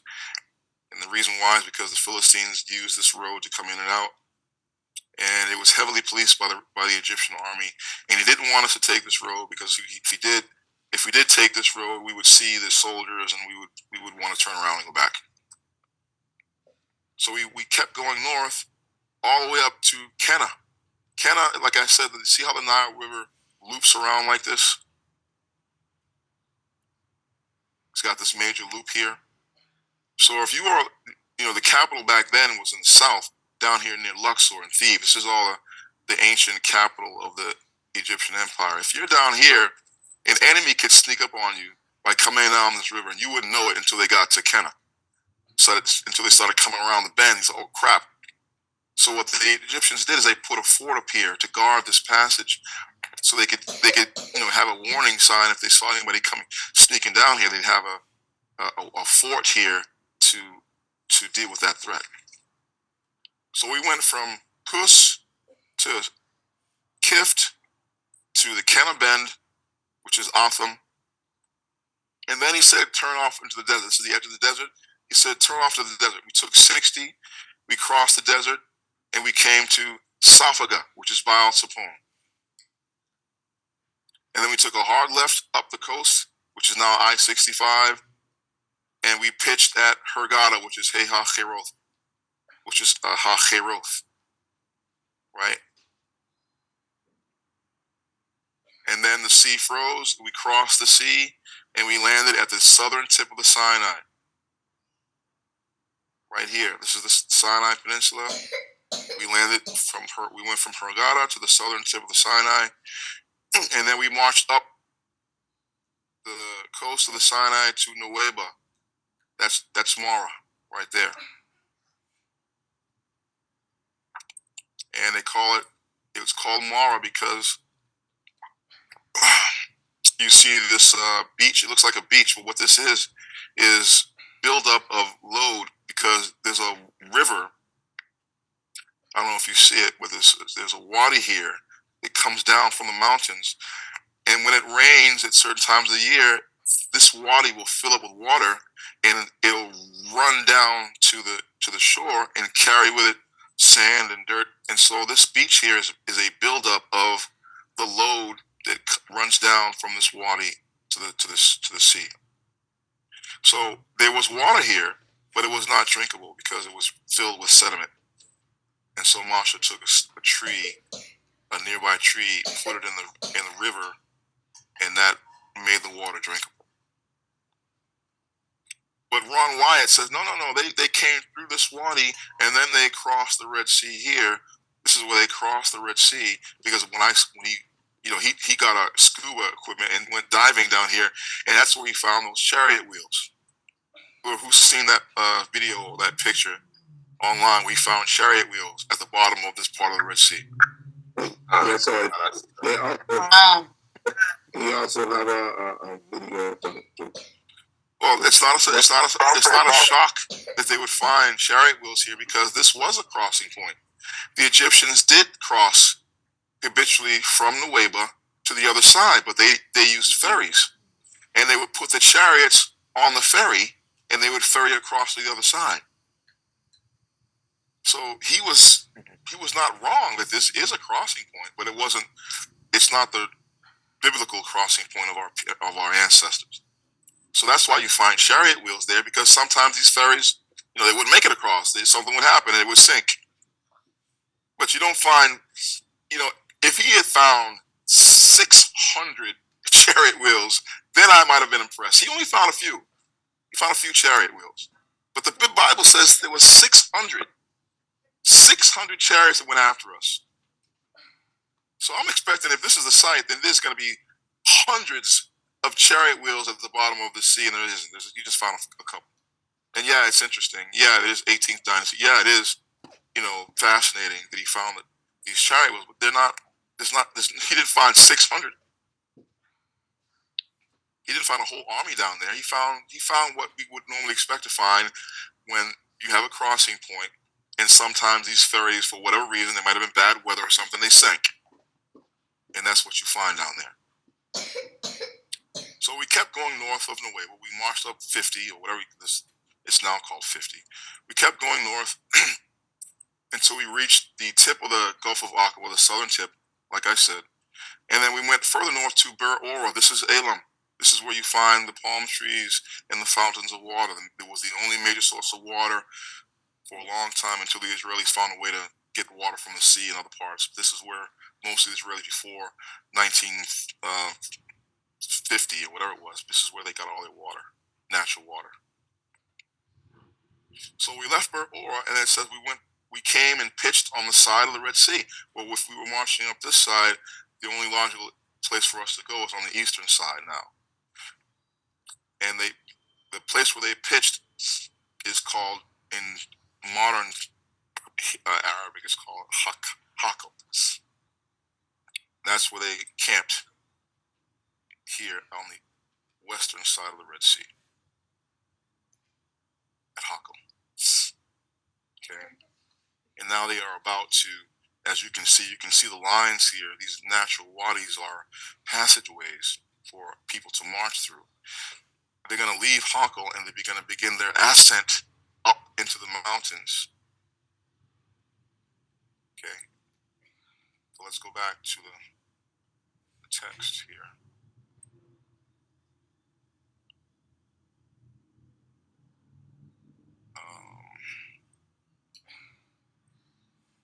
So where did we stop? We stopped there. Okay. Yam Sop. That's where they stopped, was ha-yom. Wa Yesao ma Yam Sop wa Yechanu wa Madbar Sein.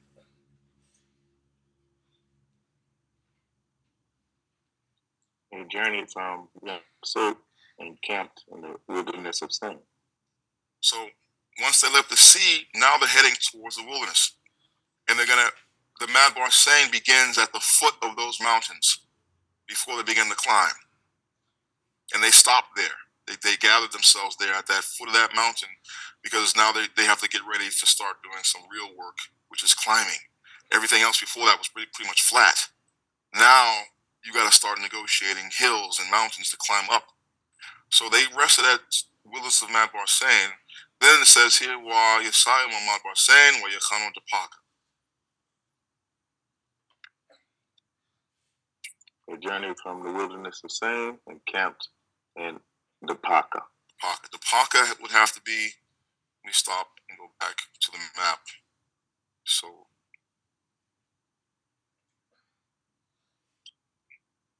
back here.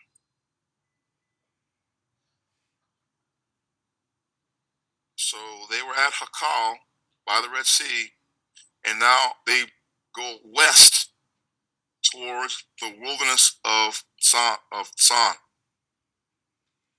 And you can see there's a natural wadi, a road, and they built a highway on it, a modern road, because you can use it to get up into these areas.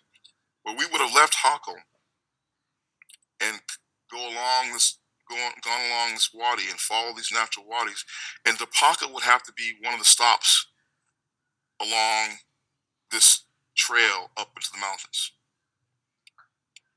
Okay, there are some places in here that fit with station stops, places where they could stop and get some rest before they continue their ascent. But they would have continued.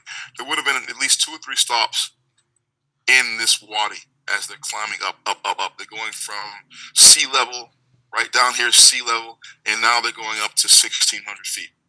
When they get up here, so it's 1,600 feet above sea level. That's a big, giant climb, right? I live in Vista Grande. This is only 160 meters. What's that? Let me get my calculator.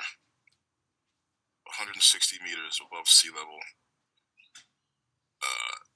Have you guys ever tried to measure? If you guys in the highlands, have you ever tried to measure your how high you are above the sea? 100 meters. What instruments you can measure that with? If you got an Android phone, you can just go to your compass. It'll tell you the direction you are, and it'll tell you how high you are. So do you know how high is Heart Seon? Because I was wondering. It's 460 or 470 meters above sea level. So it's not. I mean, it's not the tallest mountain in the world, but that's still high for us. You can feel the height. You definitely can. Yeah. Because you gotta depressurize your ears a couple times when you're going up. Yeah, I do. My ears do pop when I go up. I have to swallow and pop in my ears because they do fill up when I'm going up the mountain. I can't go for my stupid cow. My stupid compass.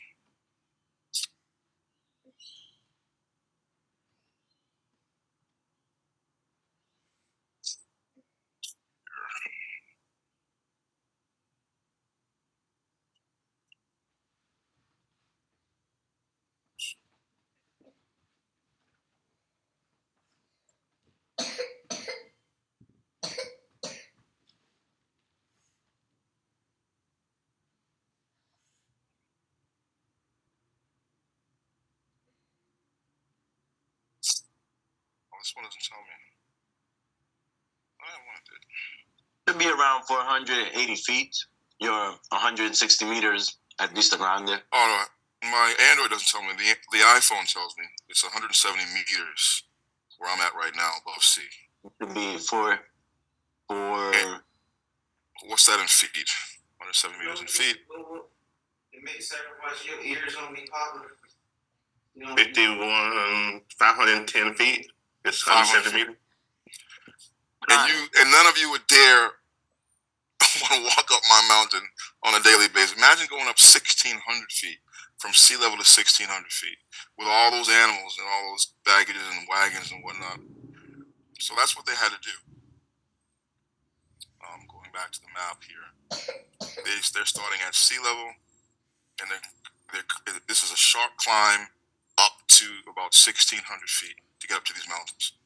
So there had to be a few stops along the way, unless you are, Yeshayahu or ha-zah or Ya'o Mosa. They probably sprinted up the top to get here. Casimir is 300 feet above. I don't know what that is in meters. It's not as high as I am then. I thought you guys were the same level as me. If I'm 500 feet above sea level, how come you guys are only 300 feet?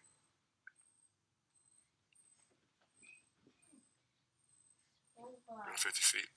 Oh, I'm higher than you guys. Well, I'm not surprised. The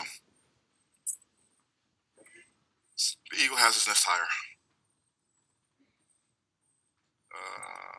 Okay. So, Thapalah would be the first station stop along that incline, that sharp incline up into the mountains. Then from Thapalah, it says here, Wayechano Alosh. This is the second stop, Alosh, in that incline. Okay, then it says here, Wayesayama Alosh, Wayechano Rapedame. Now they're at the top, because Rapedame is where they had their first encounter with the enemy. And also it says here, Wala he shamai lagam lashafa. There was no water to drink. So going back to the map, what is Rapedame? Rapedame is Raphidim in the English, but Rapedame has to be where that wadi opens up and becomes a plain. Right here. This large reddish area is Rapedame. And that's what we need to set up our camp and to start the work of building the tabernacle here in this open area. There's parks here. There's places there now where you can actually go to have vacation and chill out with parks and the stuff to do there. But they would have came out of this wadi, and this is Rapedame, and this is where they would have had enough room to fight the Amalekites. Here. And they built a mall. They actually built this area, this giant rectangle square here is a mall, shopping mall. right at the foot of a mountain. And this could have been where our camp was, right here. Because the mountain to the west of that goes up another 1,400 or 1,800 feet. And that is about how high I think an 80-year-old man would climb to you know, if you look at Mount St. Catherine's over there in Sinai, the idea that an 80-year-old man climbed up that mountain alone, was up there for 40 days and 40 nights, is just laughable. It's just not plausible to me. So what's more plausible to me is if you go to the layers here and you pick terrain. Okay. You can see the terrain lines. This terrain is 100 or 1,200 meters. And then it goes up to as high as 1,400 meters. I'll go back. 1,500 meters, 1,600 meters. So this peak right here, the one with 1,600 meters,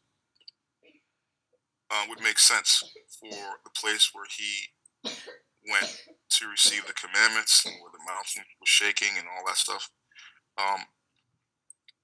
Because it's not far from this Rapede in the camping area. It's not the tallest mountain in the area, but we're not supposed to look for the most, biggest, tallest mountain. We're supposed to think like Yahweh thinks, and he's not gonna, make it. It's not made for movies. Like the movies want you to think, oh, he picked this giant mountain. Of course, God would pick this massive, huge mountain to come down and do all those miracles and shake the world, and no, he didn't. He picked. So Ron Wyatt thought, well, if they crossed at Nueva, right? If they crossed here, then surely it must be Jabal al-Lawz, which is that massive mountain. It's how high is it? It's I want to get the terrain figures here. Jabal al-Lawz is, come on, where's the numbers at? 16, 18, 2,200 meters. That's the tallest mountain in the area of the whole region. There's no mountain as tall as Jabal al-Lawz in northwestern Arabia. So Ron Wyatt thought, oh, that has to be it. And if you look at pictures of Jabal al-Lawz, the top of it looks like it's been burnt. You ever see those pictures where they show you the top of this mountain looks like it's been dipped in chocolate? Well, that's not, if you ask a geologist, they'll say, well, that's not from burning. That's got nothing to do with heat. That's simply a natural formation of the rock. It's got nothing to do with it coming into contact with heat. But again, Ron Wyatt is going off of what he sees. He's using his eyes. And that's wrong. But he's also not looking at the terrain. You can't get from if you're crossing from Nueva Beach, how do you get to Jabal al-Lawz? There's no trail. This road, I-55, is a modern road, didn't exist. And even on this road, how do you get to Jabal al-Lawz? Where's the trail? To go from Nueva Beach to cross over here, how do you get all the way down to Jabal al-Lawz? That must have taken months to find the passageway through all these crevices and mountains to get to Jabal al-Lawz. It doesn't make sense. His theory is dead in the water because it doesn't even have a logical march or route to go from Nueva Beach to Jabal al-Lawz. But because there, you find artifacts there, you find cultic symbols there, altars, pictures of bulls and stuff like that. They said, oh, this has to be it. Because look, they were sacrificing animals here. Well, duh, you think our people were the only ones who were sacrificing animals? You don't think the Bedouins and the Arabs had their own religions and whatever rituals that they would do? Yeah, you find stuff like that down there because it was a cultic site for those locals. But that's not proof that's not proof that we were there. But he mixed it all together, and so he's got he's got Seventh-day Adventists and a lot of other Christians thinking that this is the true location of Mount Sinai. The true location of Mount Sinai has to be near the plain. You need a plain. You need an open area large enough for 1.8 million to camp out for a year. Because that's how long they were there when they were building the tabernacle for 9 months. You can't. Where do you see they could do that down here down Jebel al-Lawz? Where's the campsite? Find the campsite near this mountain. Where is it? There isn't one. Maybe you go down to this park here. I don't know what this name is in Arabic, but that's distance, way off from the mountain. And there's this here. They're even calling it the altar of the golden calf, right? So wait a minute. If Jebel al-Lawz is way up here, and this is the altar of the golden calf, how far is that? That's more than 30 kilometers.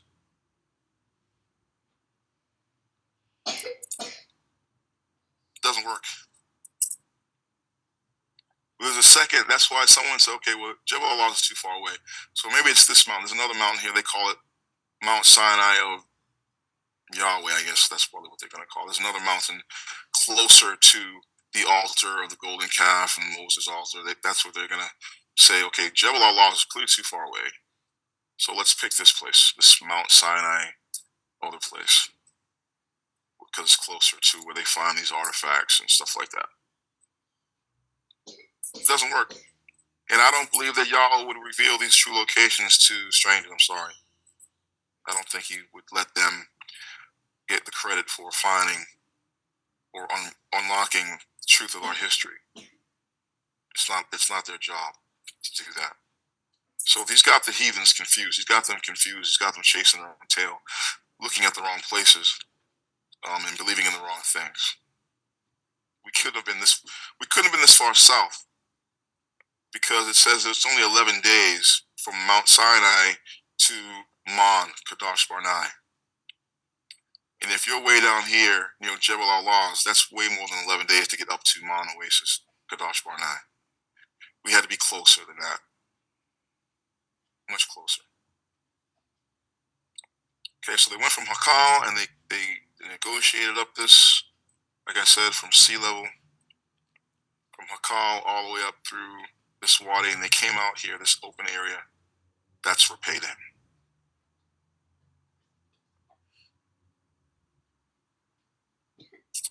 All right.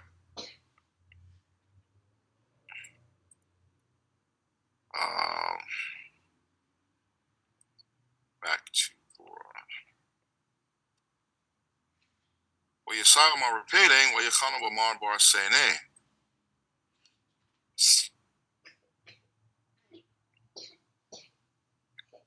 So they went from that. Go ahead. And they journeyed from Rephaim, and they camped in the wilderness of Sinai. Okay, so Rephaim is that open area, and then the wilderness of Sinai is at the foot of that mountain where Moshe went up to receive the 10 Commandments.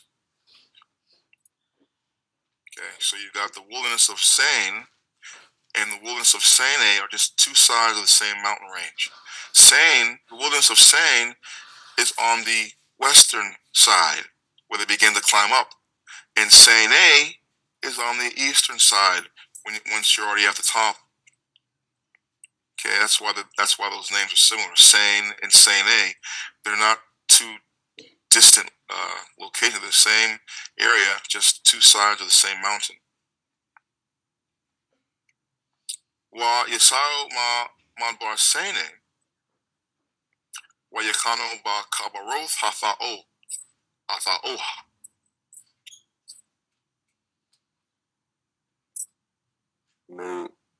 And they journeyed from the wilderness of Sinai, and they camped. What's that name? Ba Kabaroth ha-Thapalah. It's a name, right? Say it again. Is it a name? Yeah, that's the name we gave it. It's the place where we had the lusting after the flesh, gave us the quails until it came out of our nose, and he destroyed lots of our people. And they called it the burial places of the ones who were full of lust, of the ones who desired. That's what Kabaroth, means. So could you break down? I'm sorry, could you break down the word Tha'oh? Yeah, it's just a feminine word for the ones who desire, the ones who lust. Oh, shalom. We read that once they finished building the tabernacle, then they marched. Then they began their march through the desert. The first place they stopped, they complained that there's no food. Now they're really in desert now, and they're worried about. Well, we're out here in the middle of the freaking desert. There's really nothing to eat here. There's no food, and so he sent the quails. Lots and lots and lots of quails. And he also killed them because of their hearts. All right. So if we go back to the map, I know we can toggle back and forth. I wish there was a way I can put them both on the screen at the same time. Go back to the map.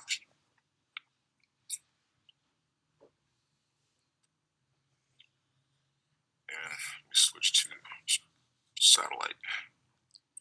So this reddish area is Rapedaim, and then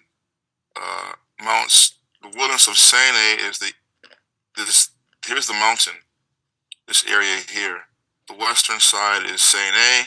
The eastern side at the bottom, before you begin the climb, is Sain. Sinai on these two sides of the same mountain range. And this is the mountain where he would have went up and received the commandments. When they were finished building the tabernacle, then they began to go off into the desert.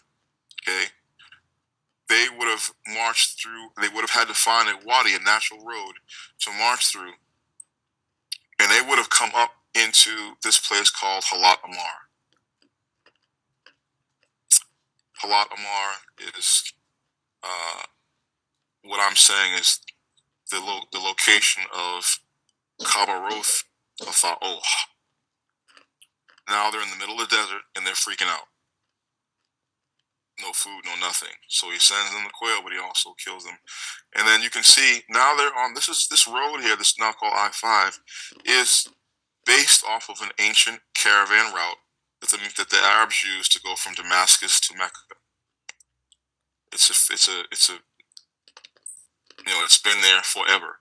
And this is the road we used. We used the same passageway to go up to Mon Oasis, which is Kadesh Barnea. It's when we got there that we sent out the spies. Right? We want the spies to go into the southern part of the land and march all the way up and explore the land all the way to the Euphrates. Right? All the way up here, they did it, and they came back, and 10 spies had something bad to say, and 2 spies said, no, we can do it. So they were in the Mon Oasis when they did that. And because they believed the spies report, he told them, I'm giving you 40 years. So they had to leave Mon and go back down. And they spent 40 years basically marching down 47 back to the Gulf of Aqaba. They spent 40 years. People say, well, what were they doing? They're wandering around in circles. No, they were just going down 47 for 40 years. Slowly. Going down 47 for 40 years. And then once they got here, then he said, okay, turn around. Go back. They went back to Mount Oasis. And Aaron died. They buried him up in here in the mountains of Petra. Okay. And then he said, okay, I'm not going to make you go through their land. The Edomites and the Moabites, they don't want you to march through their land on the I-15, the King's Highway. It's the King's Highway. So he made them go around, all the way around. They came up through the Al-Jafar, the Scorpion ascent here. And they came all the way around. And they entered the land through the wadi that separates the Moabites and the Amorites up here.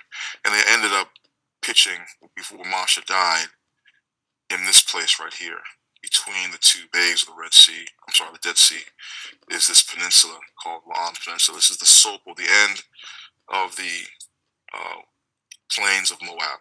This area here is the end of the plains of Moab, and that's where Moshe was when he wrote the book of Deuteronomy.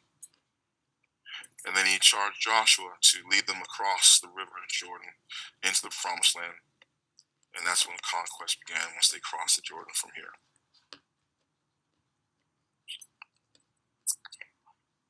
Right? But I jumped ahead. So let's go back.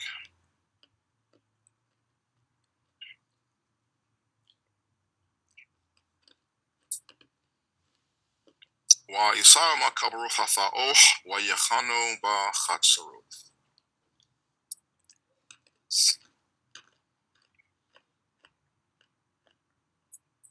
And they journeyed from the tombs of the ones who desire, and they pitched in Ghasharath. So they're going north now. And this Ghasharath would have to be the next stop going north on that road through the desert. It's called, the Arabic name is called Al-Maduwara. Whatever the hell that means. But they went from Al-Halat Amar to Al-Maduwara, the next stop. And these stops would have to be places where there's water. Okay? All these station stops have something in common. That is, the scripture is going to tell you if there was no water there and that they were complaining. If it doesn't, it means they stopped at a place where they could find water. And so Ghasharath would be this place here as they're marching up I-5 through the great terrible wilderness, the Paran wilderness, up to Kadesh. They're trying to get to Kadesh. Some would argue, why do they take this road? Why couldn't they just go back down to the Red Sea?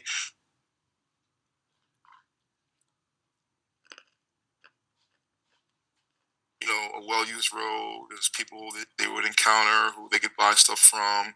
You know, there's civilization. There's people that there's more of a easier way to get to Mon Oasis than going through the desert like this. Look at it. That's why they were complaining. What the hell are we doing out in the middle of this desert on this ancient road, looking for going up to the Mon Oasis, the Kadesh Barnea? All right, so the next stop after Ghasharath is going to be another place along I-5 where you can find water. And that's called, in Thorah, it's called Wa-Yisrael ma-Ghasharath wa-Yechanu ba-Rathama. And there is a place on that road called the Wadi Ratama in the Arabic. So the name hasn't really changed. Wadi, or it's called Wadi Reteme, R-E-T-M-E, Reteme. But that's, to me, that's very, very close to the ancient name Rathama, right? Reteme. Still there. Wa-Yisrael ma-Rathama wa-Yechanu ba-Ramon Paratz. Ramon Paratz is another place along that road at the base of another climb, and it's called, and it's this daunting place called the where is it? Oh, it's here on the edge of I-5. Gotta blow it up.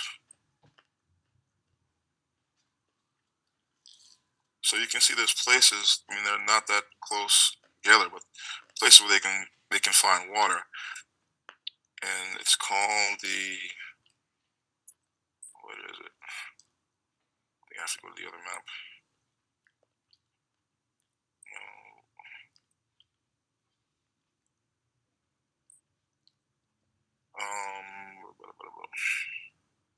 It's called the Batan al-Ghul. Quick switch. Batan al-Ghul.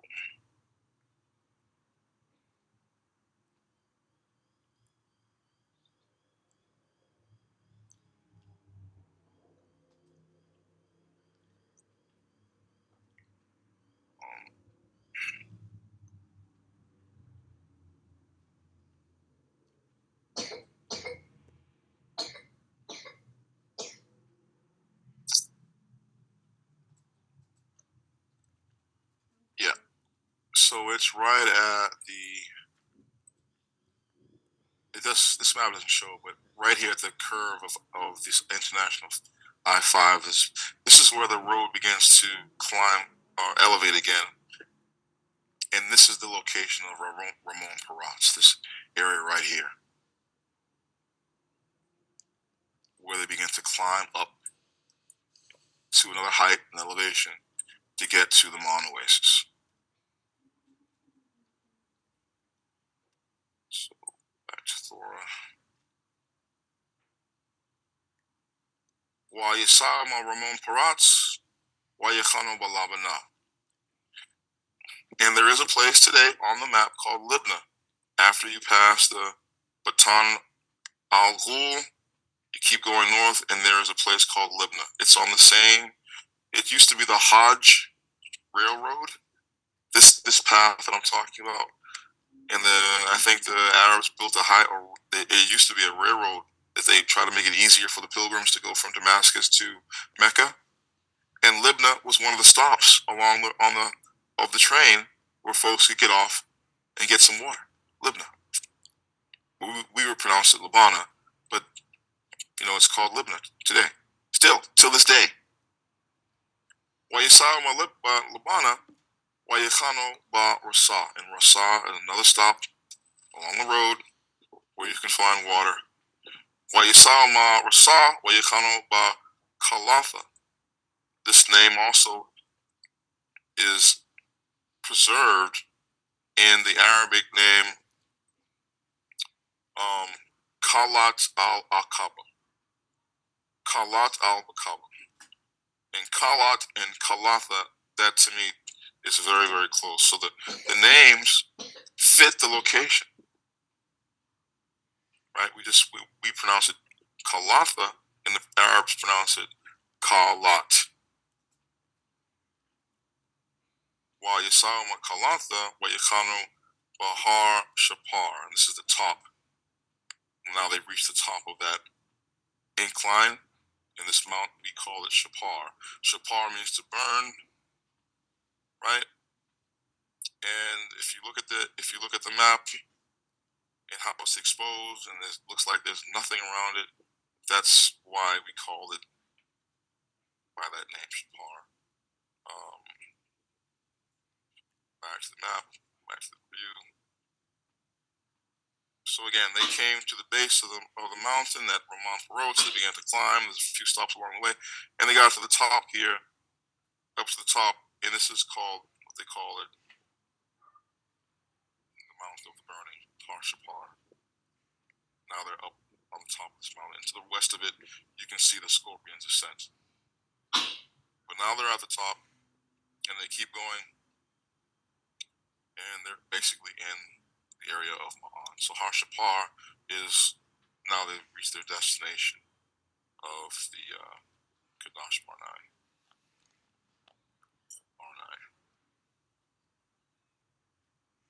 Okay, from Shapar, Wayasayama Har Shapar, Wayechano Ba Ghasharath. Ghasharath, now Har Shapar is another word for saying they've reached Kadash. Ghasharath is now, again, the spies screwed up and Yahweh cursed them for 40 years. Now they're going to turn around and go down, back towards the Red Sea. And Ghasharath was the first stop on the way back down towards the Red Sea. So we go back to the map. They've reached the oasis of Man, which is ancient Kardash, right here. And the spies came back and screwed everything up. And now he's telling them to turn around and go back. They have to go back down. They don't go back the same way they came. They're going back down the other way, which is this road, I-47, back down towards the Red Sea. And the first stop along the way, Ghasharath, probably have to be, as you can see, from Man, the next stop after that would be this Al-Wada, or how do you pronounce that? They've changed the names, but I'm not so much worried about the names as I am, okay, where will be the logical stop if they're turning around? Where will they pitch and get water? And you can see there's a park over here, that has to be water. Near this Hawida, whatever the hell I can't pronounce that. Awida? Awida. All right, whatever. But if they leave Mom, they come back. All right, we would call it Harada. This is now, like I said, place with water. It's Awida. And they're going down 47 now, back towards the Red Sea. They've been cursed for 40 years. Back to Thorah. Wayisama Harada, Wayanacho ba Makalath. And Makalath, that name is also preserved on that road 47 in the Arabic. The Arabic name of it today is called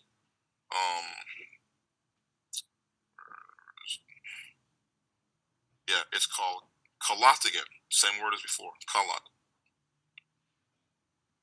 So the name hasn't really changed.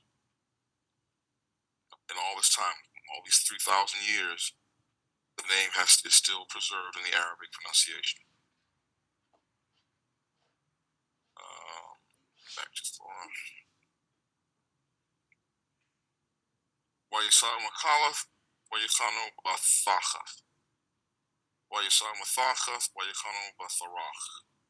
Again, all these places have to have water as you're going down 47. Wayisam Matharach, Wayikano Mankhah. Mankhah. Wayisam Mankhah, Wayikano ha-shamai. Wayisam ha-shamai, Wayikano Mazmor. Wayisam Mazmor, Wayikano b'nei Yaorakan.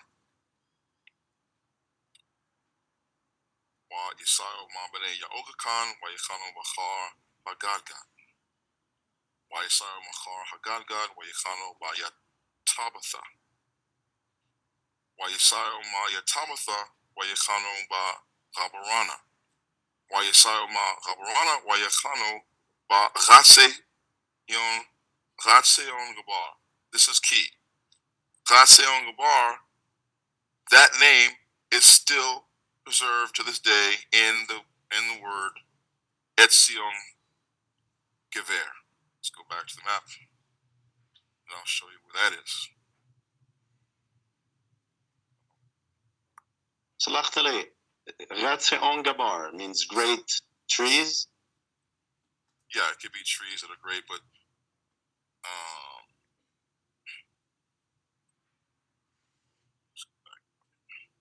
so like I said, they spent 40 years not wandering around, but just inching their way down from down this road 47, and they all stopped at places with water. 40 years inching their way down, and to the left of them, or to the right of them, is this Mount Shire of the Edomites, and they kept going down until they got to the bottom of the Gulf of Aqaba. And as you can see, what's the city down here? One's called Eilat,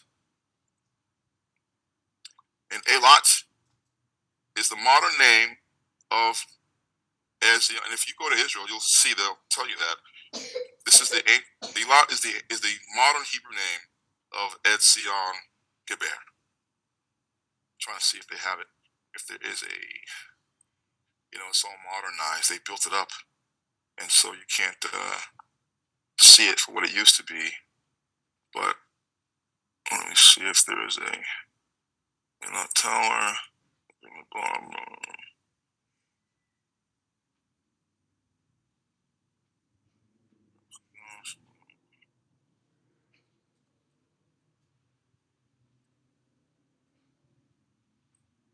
Yeah, I don't see that. Well, they have the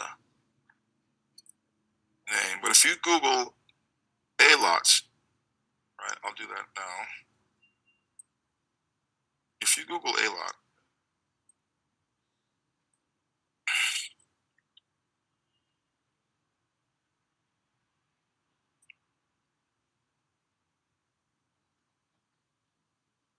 and Etzion Geber.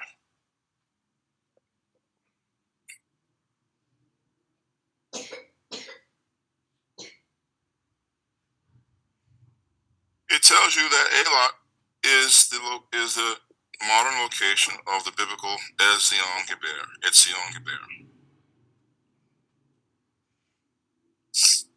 Okay. And so once they got to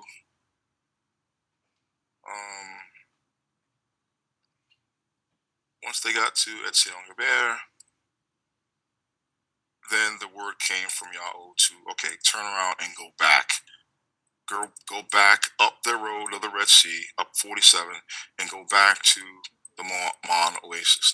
Now 40 years had passed. And so what do we do when we get back up here? We ask them one more time, can we please pass through your land? We'll just stick to I-15, the King's Highway. We won't cross over into your land. If we want food or water, we'll buy from you, but we won't settle in your land. We're just going to keep going until we're through. They said no. Right? They said no. So then we had to turn around and go along I-5, go all the way around their territory. And that's when the people really started to lose heart, get really crazy. And this is where the scripture says that at the scorpion's ascent, that's where the so-called snakes came. And Moshe had to make the copper snake, or I really believe it's a Ghasharath, which is an angel. But that's where that happened. You can't see the scorpion from the ground; you have to see it from the sky, right? And you go up above. It's like the Nazca lines. You can see the scorpion's tail, the body, the legs, also the pinchers up here. And so they went around until they got clear of their land and they entered from the east, and they headed towards the plains of Moab.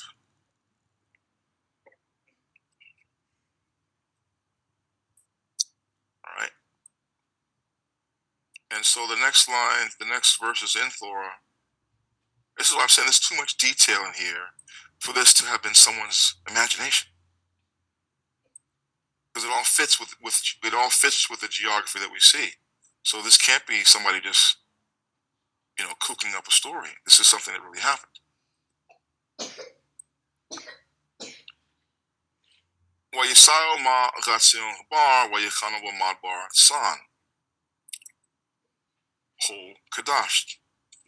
Okay, Har Shapar Madbar San is the Kadash, or the Mon Oasis Kadash Barnai. They went back up to the other road, the way of the Red Sea.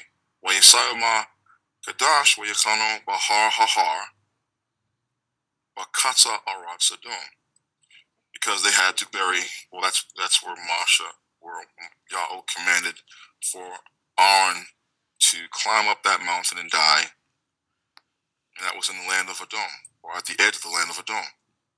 It's called Petra today. Okay. Wayail Aran Hachan, Al Har Hahar, Chalpe Ya'o Wayamath Sham. And he went up, Aaron, the priest, to Mount Hahar, according to the will of Yahweh, and he died. Shanath ha-dabaraym, Arbeayim, Latza'af b'nei Ya'osha al-ma'aretz Mashram. In the 40th year of the journey of the sons of Ghasharath, from the land of Mitzrayim, in the 5th month, in the first day of the month. So the scripture tells us the exact date that he died. He died in the 5th month, first day of the month. It was the 40th year of the Exodus that he died. And it tells us his age. Wa'an ban shalash v'chasharim wa'ma'oth shana. Aaron lived 126 years old. La. 123. 123. Shalash. Oof. Khan.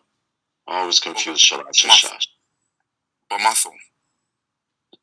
In his dead. When he died. When he died. Yeah. Finished construct.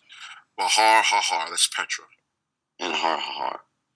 Wa Yashamai ha-chanaine malach garad. Waho yashab nagaba aretz chanain. Baba'o b'nei Yahusha. The king of the king in the south, whose name was Garad, he, when Aaron was buried, he thought that was a threat to his territory, had them doing that, and he came out against us and fought us, and we destroyed him. Wayisai Mahar Hahar, Wayikano Bat Salama. Now they're going, like I said, they're going around because they can't go on I-15, can't go up the King's Highway. So now they're going around. Wayisai Bat Salama, Wayikano Bat Ponan. These are all stops along the way going around. Wayisai Bat Ponan, Wayikano Bat Abath. Wayisai Bat Abath, Wayikano Bat ha-dabaraym. Bat Kabul Moab. Okay, now they've cleared Edom, the Edomite land, and now they're on the edge of the Moabite land, on the eastern side. Wayisayo ma re'em, wayisano ba Deban God. This was not its original name. God is what we named it. Deban God after we conquered it. Wayisayo ma Deban God, wayisano ba Galamon da Balathema. Wayisayo ma Galamon da Balathema, wayisano ba Hare ha-dabaraym lapene Nabo. This is the mountains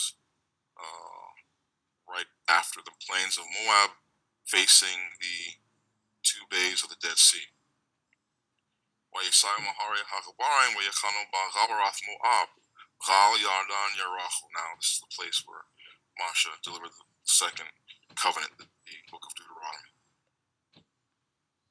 Wayachano Gal ha-Yardan Mabeth ha-Yeshemoth, Gal Abal ha-Shatem ba Gharabath Moab. So they dwelt. Their camp was from the house or the entrance of the Hashemoth, that's the desolate area, unto the Abal, the meadow of Hashatem, the Shatam trees, Shata trees, in the plains of Moab. That's all that area, the Lisan Peninsula, and that lush area right after it, to the east. Wa Yadabar Ya'o al-Masha, Bagarath Moab, Gal Yardan Yaracho, La Amar, Dabar al-Bnei Yahusha'a, Wa Amartha al-Ham, She'atham, ha-dabaraym, Ath ha-Yardan, al-Aratz Chanain. Speak to the children of Yahushua and say to them that you are the ones crossing the Jordan to the land of Canaan.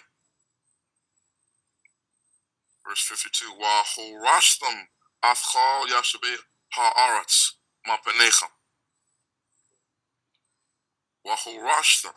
And dispossess all the inhabitants of the land before you all. Wa abatham afchal mashchetham. And kill all those dwelling in them. Mashchetham would be Shachan. No. Who knows what mashcheth? Images. Perish or obliterate all their images. Wafchal and all salame maschafam and all their molten or statues. Tha'abaro, perish them. Wa'afchal bamoth, all their high places. Thashmedo, you will cause to destroy all their high places. Verse 53, Wa horashtam ath ha'aratz, wa yeshabtam baha, ke lacham nafathe ath ha'aratz, larashath ath ha. Dispossess all the land. You shall dispossess all the land and all their inhabitants. No, you will dwell in it.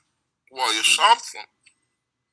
Oh, fine. You will dwell in it.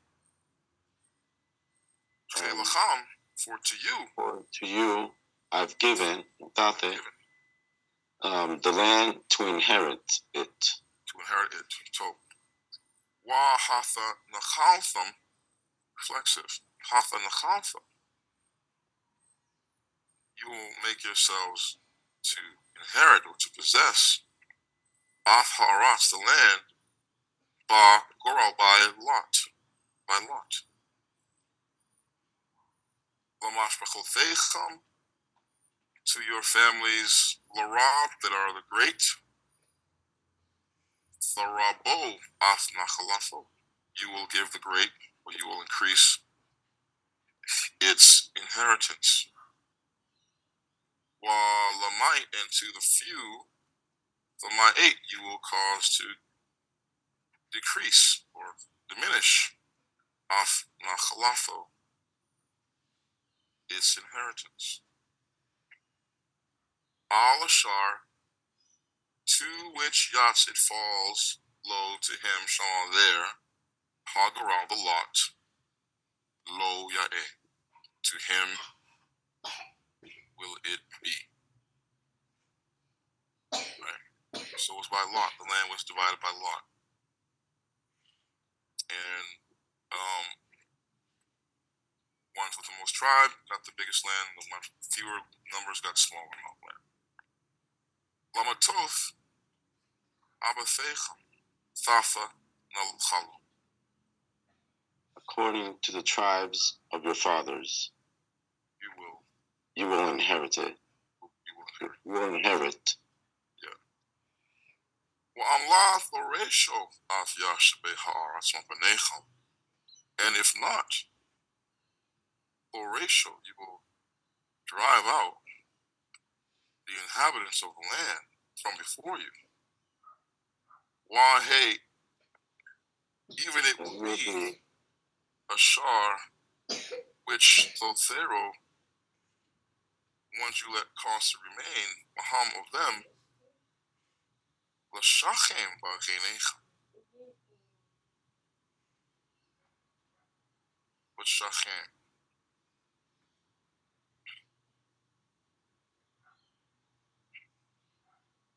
Ba'chenechem. L'shachem ba'chenechem. Is Shachem a causative? It's a noun. Okay.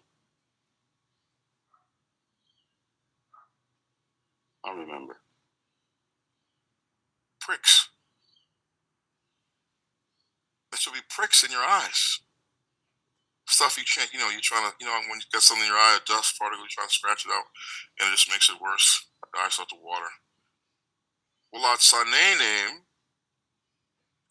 and thorns, but sadechem, in your sides. Pricks in your eyes, thorns in your sides, watsararo, and they will vex afcham you. Chal ha'aretz, upon the land, ashar which atham you, yashabem, the ones who are inhabiting or dwelling, baha, in it. So that's the reason he wants you to drive them out. Because if you let them stay, they're going to be a problem for you.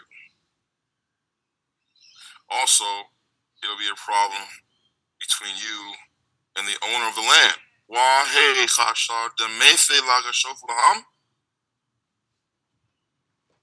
And it will be according to which I thought, or according to which I had planned to do to them.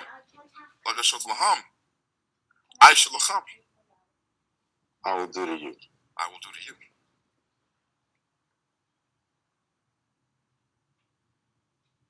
Now, if this is a story, this is some fiction. Where are the Canaanites? What happened to them?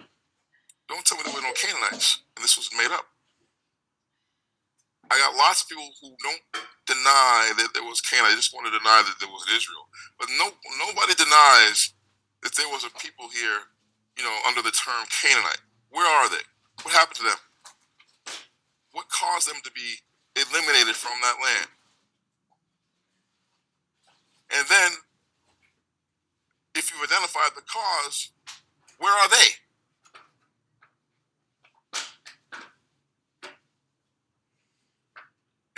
conundrum of the secular atheist and the secular scholar and whatnot. They want to deny that there was ever an Israel. David was a myth. Solomon was a myth. None of this stuff happened. There was no Exodus. This is all made up.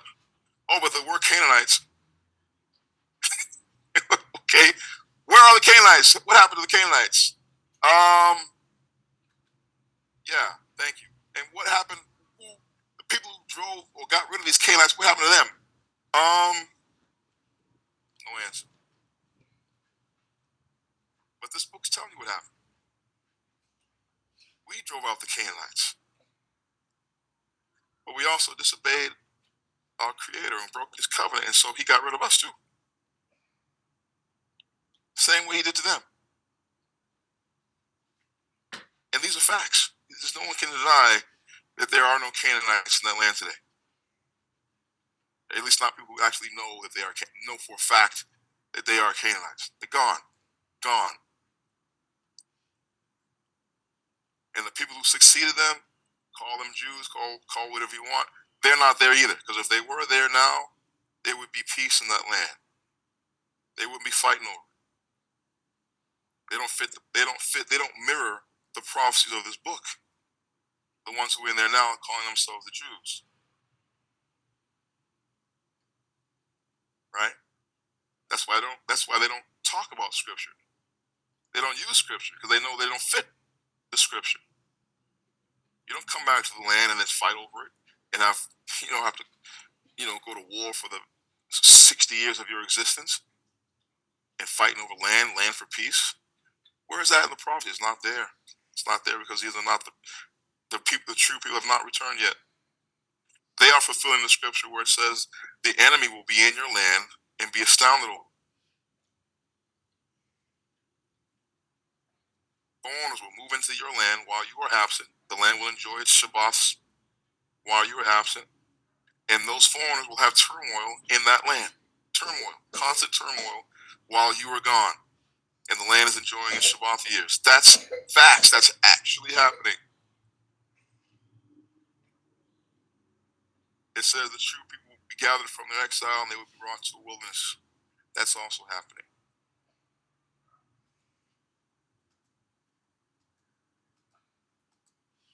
And once we're done in the wilderness, we go back to this land here we read about. And then we never leave it again. Ever. We never evicted from that land again. And the ones who are there now have to leave.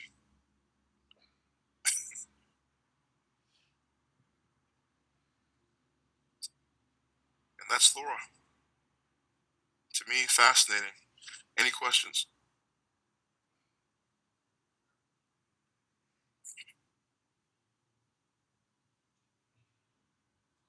Shalom, Abane. Question. From the outside looking in, how in the beginning of the chapter it was saying that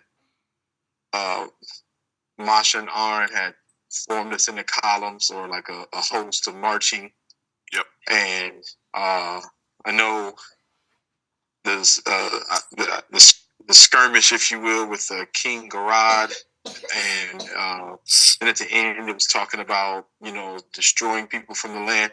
From the outside looking in, are we viewed, or could we be viewed as a warmongering, militaristic people?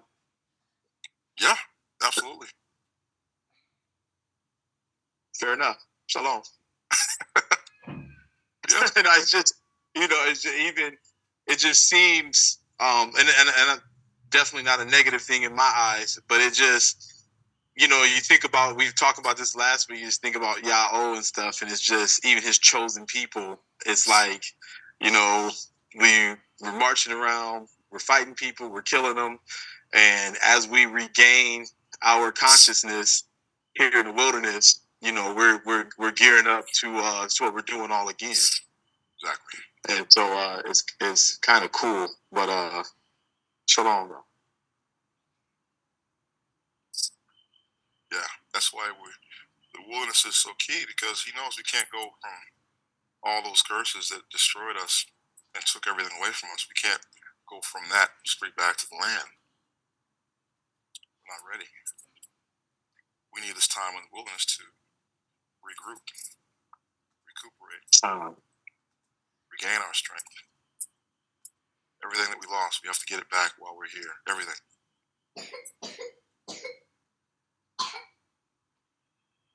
Oh, and one more thing. So the Egyptians called us to Shashu, right? Is that not called? So it's the way we had to leave even Mazmor. It's very interesting, just to read through this chapter. And, we journeyed and we camped here. And we journeyed and we camped here. And we journeyed and we camped here. It's just, I was telling Shari this one time, it's just so much proof and so many witnesses in the scripture that where Yahweh tells his people, or we have to get up and go somewhere, geographically. And so that's pretty cool too. It is a very fascinating chapter, and there's no way somebody would write this just for your entertainment. It had to be written. You know what I'm saying? There's no way. And I was me and Nashe was talking last night, and not only, I guess what I would say, seems like the vast majority of the scripture was written for us in this time. It really, the impression I got, we were talking last night, it really seems like the scripture is like written specifically for his chosen remnant. That's right. For this thing. Hallelujah, Yahweh. Aman. Hallelujah, Yahweh. Aman.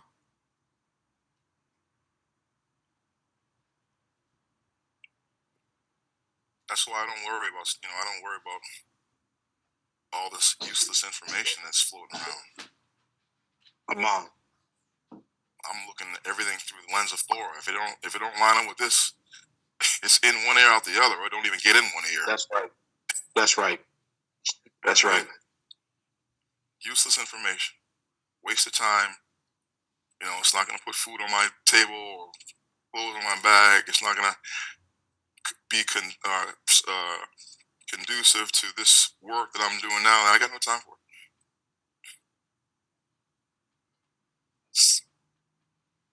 We have a clear mission, clear goals, clear objectives that we have to accomplish. And these are larger than life tasks we shouldn't have. We shouldn't be worried about anything else. There shouldn't be anything that's more important or distracting our attention away from what he wants us to do while we're here.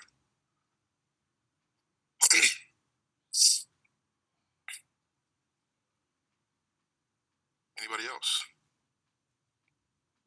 Shalom, Abib.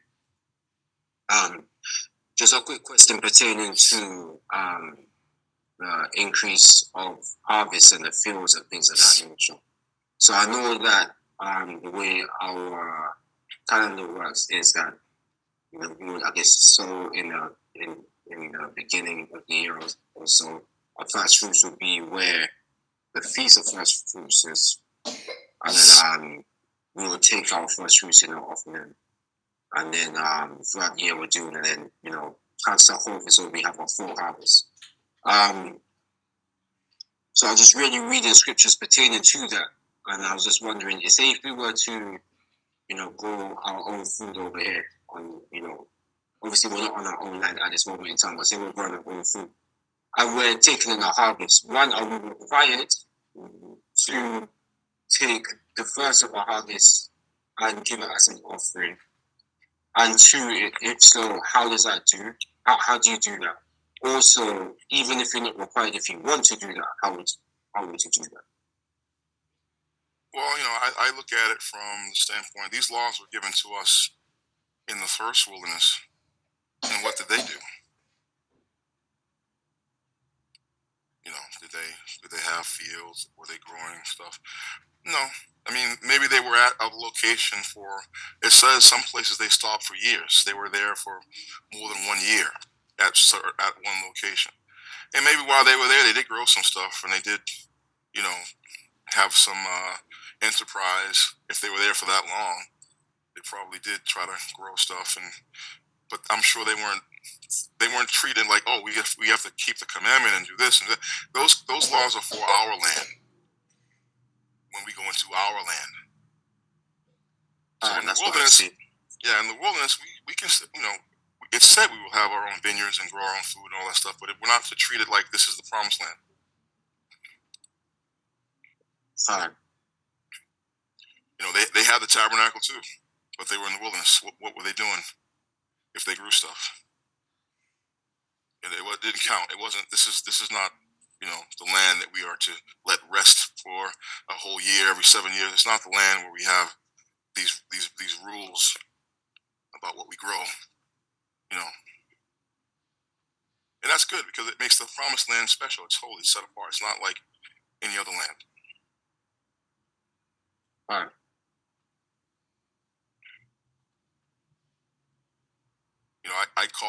I call the mountain we go up to the holy mountain. Why? Because we do things there that make it holy.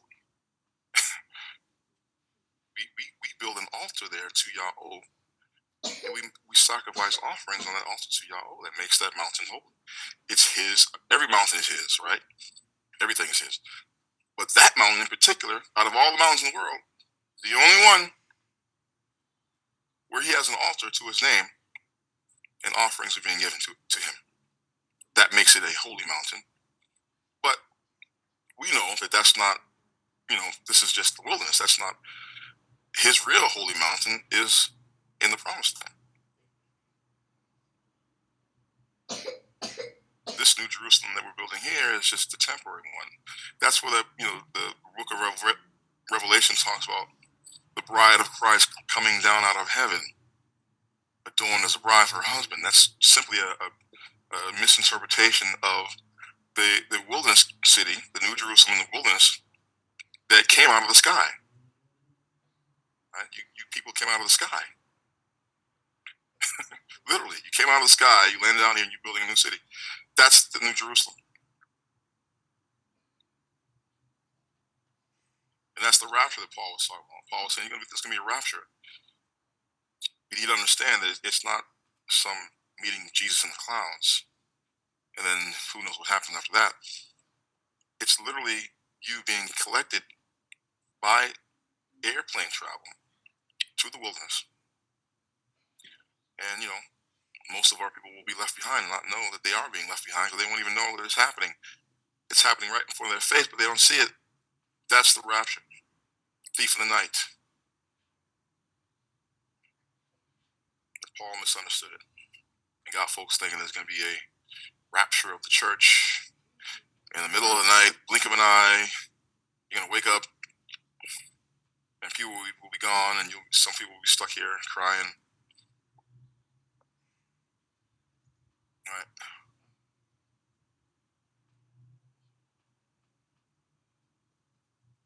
Right. So just explain. So, if we were in a land, right, and somebody was to give a free will offering of their grain or of maybe, something they grew from the ground, what would be the procedure? Just follow Thorah. You mean the grain offering, the one we're doing now? Yeah. Let me take grain out of that. Not grain. Yeah. So say someone's growing some kind of some type of vegetation. Let's say vegetation. Would there be a way for them to offer that? No, we don't put vegetables on the altar. Okay. So there wouldn't be a way where they may give that as a gift onto the priest or anything like that. Yeah, but that's not the same thing as an offering to the altar. That if you want to give something to the priest, that's on you. That's fine, but that's not anything in Thorah. Fine. That type of offering. Fine. All right, Shalom.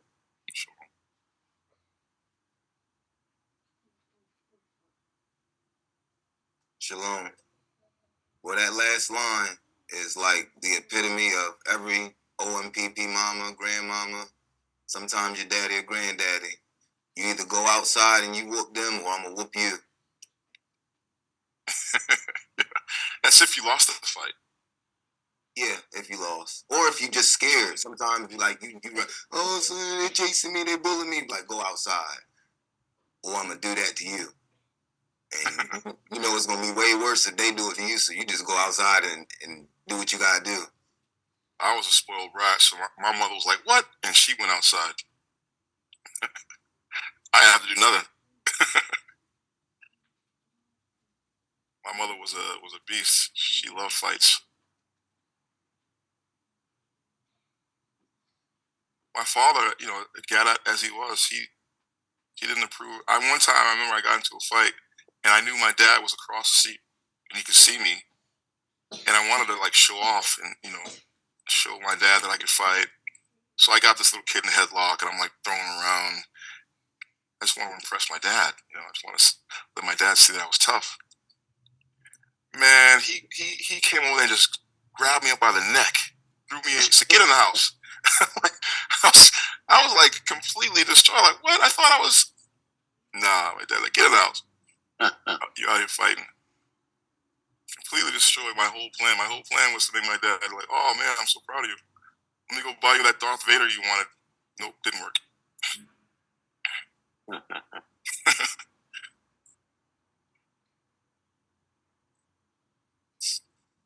Anybody else?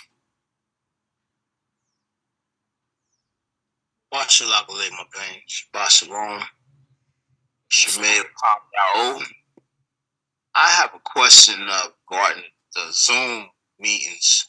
Do you keep a record like when everyone chimes in, they check in, like in the class? Do you like keep records month per month? No, I don't. I definitely don't. Do you know how I probably can get a record from Zoom with the class? No, there's no way to do that unless you have the actual account. And our Zoom account, my Zoom account, we don't have like a premium account. We just have a basic standard account, and so you can't. It doesn't save everything. It only keeps it on file in the cloud for like 30 days, and then it deletes it if you don't download it. It's gone. Oh. So the ones who are keeping the classes, who record them or download them, they wouldn't be able to search it either. They're just getting the classes. But I don't have a premium account with Zoom. I just basic account. And so if the cloud is 30 days old, it deletes everything. Oh wow. Okay, then I thought I asked. I appreciate it. All right. Shalom. Shalom. Why are you laughing at my Darth Vader? That was everybody's favorite toy at one point. Hey, what? That was just an awesome. He's laughing at my Darth Vader. That was so funny.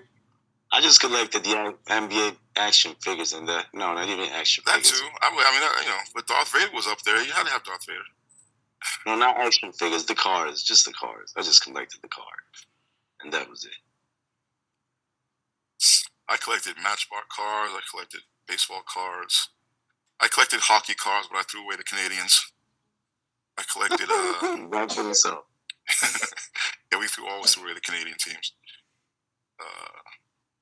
Yeah, good old days. In Thorah 2:19, it talks about how the children of Yahushua came to the wilderness in the third month. But in chapter 18, when Moshe is talking with his father-in-law, it says he was camping in the mountain of ha-yom. Yeah, the mountain of Sinai is also the mountain of God, mountain of ha-yom. Is that what you're confused about?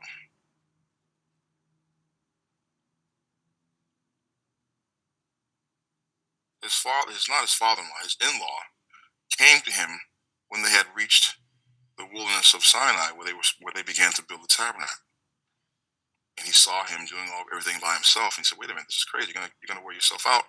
And that's when he told him to, pick some other men to handle the petty stuff.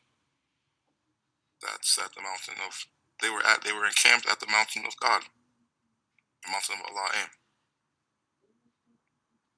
That's where he met Yahweh for the first time, and he told him his name. He brought them back to that same mountain. So chapter 19 happens before chapter 18. I don't get your. Let me just check. You're saying that in chapter 2, I'm sorry, in Exodus 19, they arrive at Sinai in Exodus 16, not 19. Exodus chapter 16, they're already at the wilderness of Sin, climbing up to the wilderness of Sinai. They're already there. Chapter 16.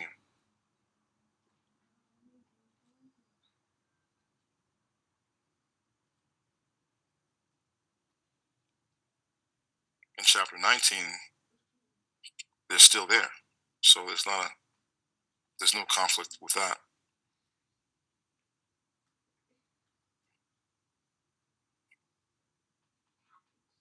Does that answer your question?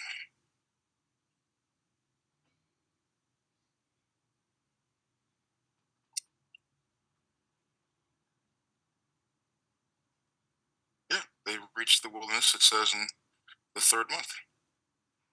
So where's the problem? They arrived at that wilderness in the 3rd month, in chapter 19,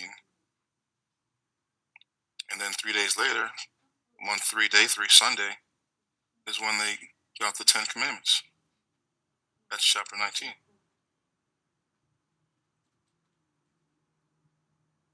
In chapter 16, they've already arrived there, but it's the 2nd month, 16th day. So they've been there a month. They got there in the 2nd month, 16th day. Then they have a week of collecting the manna and celebrate the Shabath for the first time, 23rd day of the 2nd month. And then a week later, right, they're at the foot of Mount Sinai. A week later, to receive the 10 Commandments. That's chapter 19.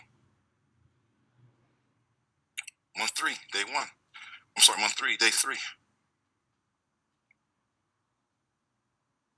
So when does he talk with Jethro?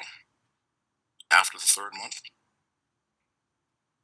Maybe I'm not understanding your question. Let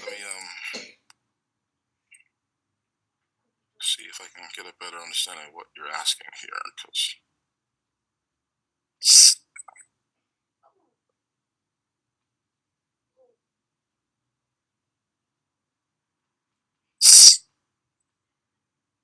the conversation with his in-law Jethro is in chapter 18. They're already at the mountain of ha-dabaraym. I just told you that the wilderness of Sin is on the eastern side of that mountain, and the wilderness of the Sinai is on the western side. It's 2 sides of the same mountain, east and west. So in chapter 18, they're still in the same area. They haven't really moved.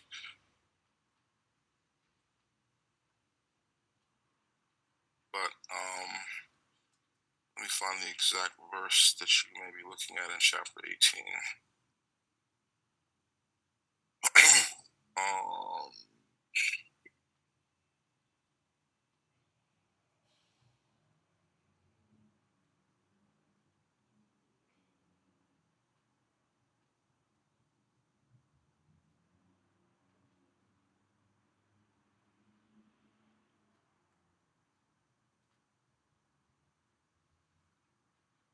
Yeah, chapter 18, verse 5, it says they were encamped at the Mount of God, or the Mount of Allah. So this would be the first day of month 3. That same day, chapter 19. I mean, it's not, the scripture is not written always in a strict chronology. So in chapter 18, he meets his in-law, and in chapter 19 just picks up again. They were at that same mountain, the wilderness of Sinai, on the 3rd day. I'm sorry, the first day of the 3rd month. Because they says in verse 2, they departed from Raphaim and were come to the wilderness of Sinai. Raphaim is further, a little further north. Once they exited the wadi, after climbing up from Hakal on the shore of the Red Sea, they would have exited that wadi to an open plain, a huge open area. That's called Repadim. And that's where they had their first encounter with the war with the Amalekites. And they just moved a little bit further south, and they pitched at the base of the mountain, which is the wilderness of Sinai.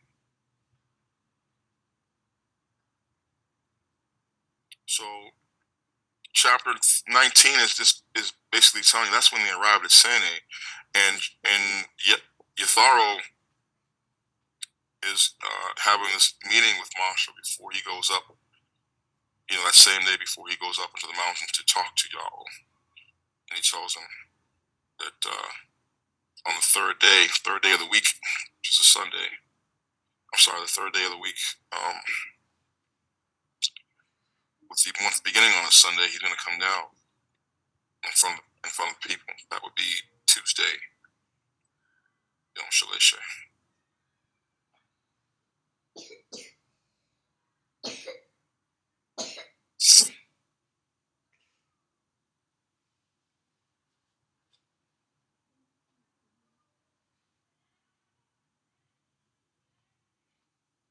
Anybody else?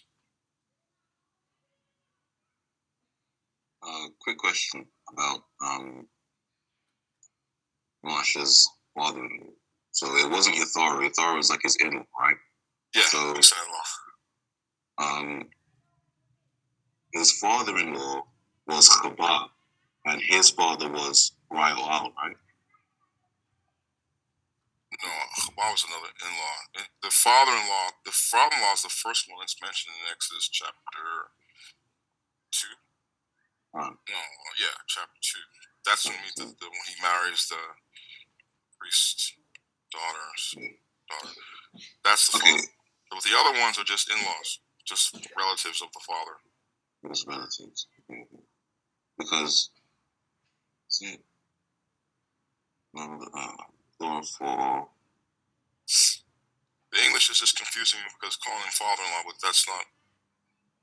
No, I'm trying to look at where it says his daughter, but every time it says his daughter is with Ra'al. Yeah, that's the father-in-law. That's the actual father-in-law. And these other guys are just priests who succeeded him, right? But they're just relatives.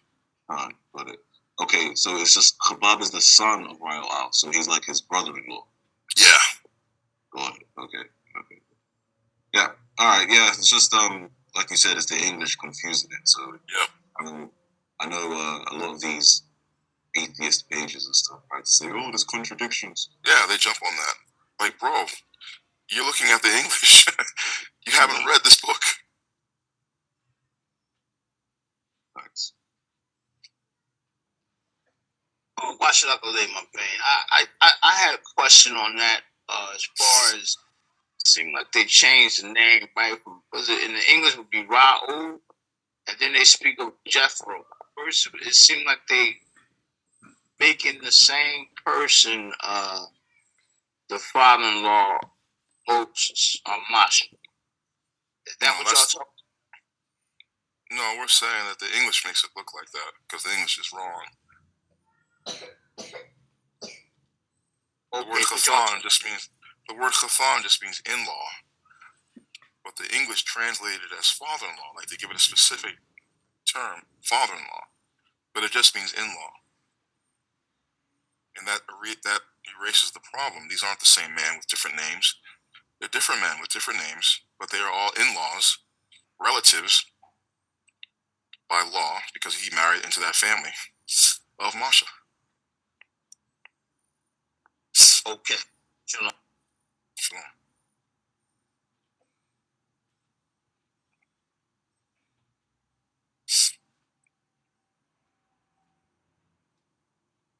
Anybody else?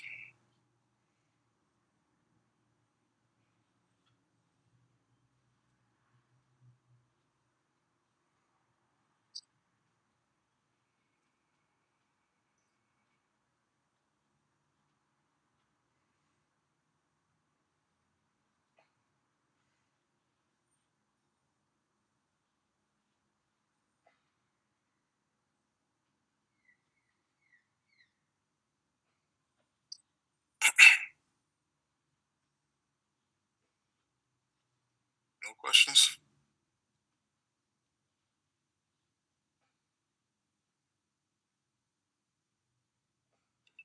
I have a question. So, Mabane, at the real crossing where the children of Yahweh cross, did they found that crossing? And if so, is there any evidence to that? That's actually where they actually crossed? No one's ever excavated it. No one's ever gone. No one's ever looked there. What I've told you, no one's saying. There's no book. There's no commentary by any of these heathens that tells you that that's the crossing. So no one's even considering that as a place of interest. No one's looked there. They're all looking, like I said, in the wrong places. That's Yahweh making sure they can't find, these things. He's not letting them find it. He's confusing them and letting them believe in this lie because he doesn't care if they don't believe. So he gives them these wrong places to look. He doesn't care. If you say, oh, the book is fake, and yeah, okay. He does not care.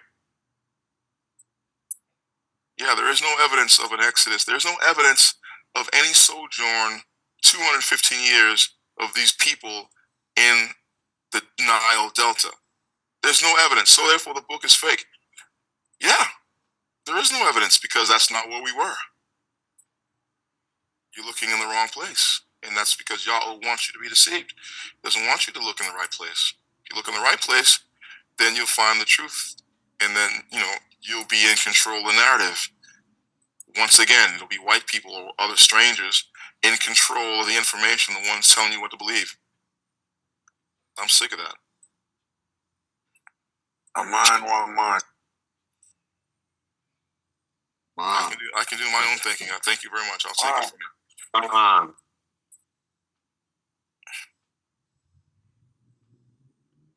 No, he doesn't want them to. He doesn't want them to know it.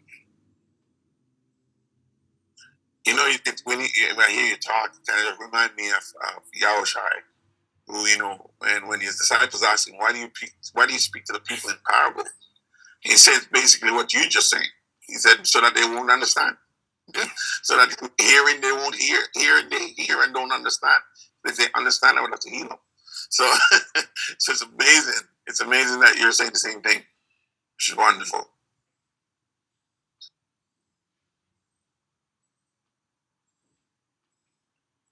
Yeah, you got to protect certain information.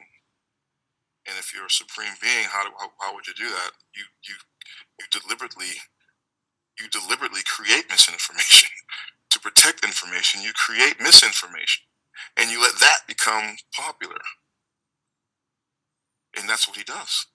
He creates misinformation. He creates these lies, and he makes people believe them so that they do not find out the true information.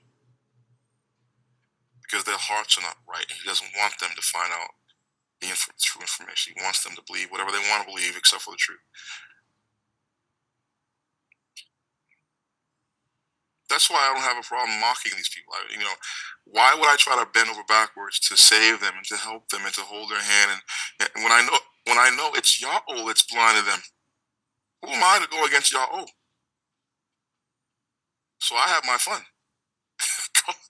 I call them monkeys. I call them everything. They said, yeah, because if they were really sincere and they wanted to know, their attitude would be different. But their attitude is high-minded, holier than thou. I'm right, you're wrong, you're crazy. You believe in fairy tales, blah, blah. Their attitude already tells me why he blinded them. So why am I going to try to sweet talk them and talk nice and polite and be all courteous and hope and pray that they come around? No. I can tell when someone's sincere and they want to learn. Then I'm going to treat that person different. I'm going to talk polite, respectful, and all the rest. But if they come with that nonsense, I know why they're blinded. And they're going to get the same. They're going to get worse from me. I don't have a problem mocking the wicked. I don't have a problem with that. I enjoy it. Hence the word, seek and you shall find, knock and the door shall be open, ask and you shall receive. If they you can tell when someone's sincere. You can tell when someone really has a sincere question and they're, really genuinely trying to learn. You can tell. And when someone's just being an asshole, okay, you can tell. And that's how you know how. Okay, I'm gonna treat you different. I'm gonna give you what I got. I got respect. Okay, I'm gonna give you respect. I'm gonna help you. That's incredible. Shard the Rock and I will talk about that all the time because he knows I try to reach as many people as I can. And one day Shard was telling me the same thing. If Yahweh blind their eyes, there's no way you're gonna reach them. Nope. There's no way you're gonna reach them. Nope. They have to want it. Exactly. Yeah. That's why I know Noah was probably walking around saying, yeah, okay. Yep, I'm wasting my time. Yep, you're right. This is crazy. I'm building a boat in the middle of nowhere on a mountain. Yep, you're right. He didn't even waste his time trying to... Why would he waste his time trying to convince these people that they're all about to die if they don't repent? They ain't getting on that boat. There's not enough room. He knows they are all walking dead. And there's no point in trying to reason and trying to save them. They can't. He's only letting 8 people get on that boat, period. Just 8. The rest are dead. But what do? You walk around and pray for their souls and try to talk to them and try to open their eyes. No, their eyes are shut. Yahweh has already closed their eyes. Nothing you can do. 100% right. We were just talking about this. We were just talking about this the other day. Like, Nach knew it was on 8 seats on that boat. And all, you know what I'm saying? And all you MRFers are going to die. You're going to die. You're going to die. And I'm not preaching to you. You're going to die. Yeah. Get away from me. Yeah, I'm crazy. Okay, I'm crazy. Leave me alone. Leave me alone. And I'm going to get in this boat when it starts raining.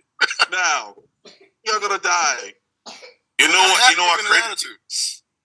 You know what crazy, Shar, is Mankhah and Sai and his son was here yesterday, and we were talking about the same thing. I said, man, it is amazing that Yahweh in Sodom and Gomorrah, he only saves 3 people, just 3 alone.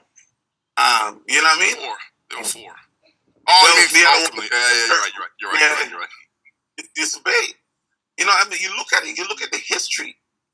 You know, you look at the history, and I'm like, man, in 2 cities, I'm comparing like Sodom to New York. You know, in Manhattan, you know, not even mention the amount of people that lived in Manhattan, but there are about 8 million people that comes into Manhattan every day for work. Just imagine what did he say in Jeremiah? He said 1 from a city and 2 from a family. And I'm going, Mama's hair, watch her name, Mama's papa. Man, 1 from a city and 2 from a family. There ain't no sense in evangelizing these people. The best thing we can do is edify and uplift one another. Everybody else is doomed. I'm telling you, man, you're 100%, man. Because I'm looking at my wife. My wife has a large family, and she's the only one. I'm looking at my family, and I'm the only one, right? And I looked at Mankhah and his wife. You know, like it's really what he says. You know, and I look at we were talking about the Course family as well. You know, I said I look at Bakor's family, and I'm like, okay, if you were to look at Bakor's family, you see that Bakor and his wife is 1 from his family, and if you look at his mom and probably brothers, they're from different tribes. So it'd be like 1 from that tribe, 1 from this tribe, 1 from that family, 1 from the city. It's crazy. Yeah. How is keeping his word? It's amazing, man. It's amazing. So I'm with you, my baby. I'm with you till the end, man.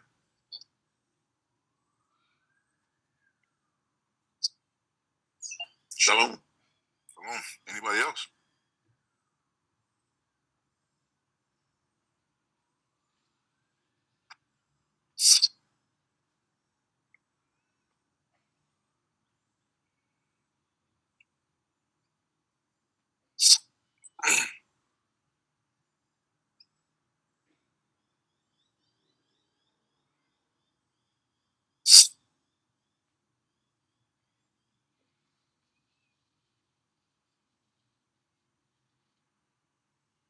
Nobody? Well, I got more in my band. I be trying to be quiet. I got a question. I do. I do get on folks' nerves, right? I was talking to one of the brothers we messaged about Mathathiao, basically 1 through I think it's chapter 20, 1 through 20, when he talks about the laborers coming into the field, and some came earlier, some came later. Then the folks were upset, and it was the last verse there. I can't remember the last verse, but could you just maybe I think it goes all the way from verses 1 through 20 as far as in the ESV that I'll be looking at. Could you kind of speak to that a little bit? All right, it's Shalom. chapter.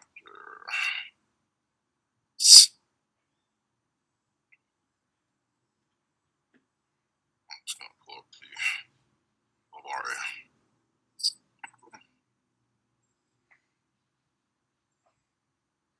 Yeah, all of his parables, really, if you look at them, they didn't really address that generation. They were not meant for that generation. They were really meant for the remnant that wakes up and begins to try to, or not try, but begins to return to Yahweh. That's what his parables were directed at. He knew these folks were going to be destroyed, and in a few decades, the Romans were going to come, and that's it. That he knew that was not going to be the fulfillment of his parables.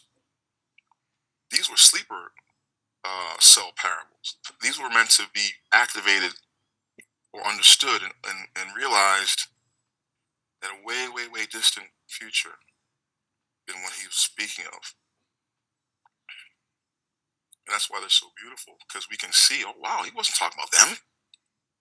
I mean, yeah, he cussed out the Pharisees, but his message wasn't really for that generation.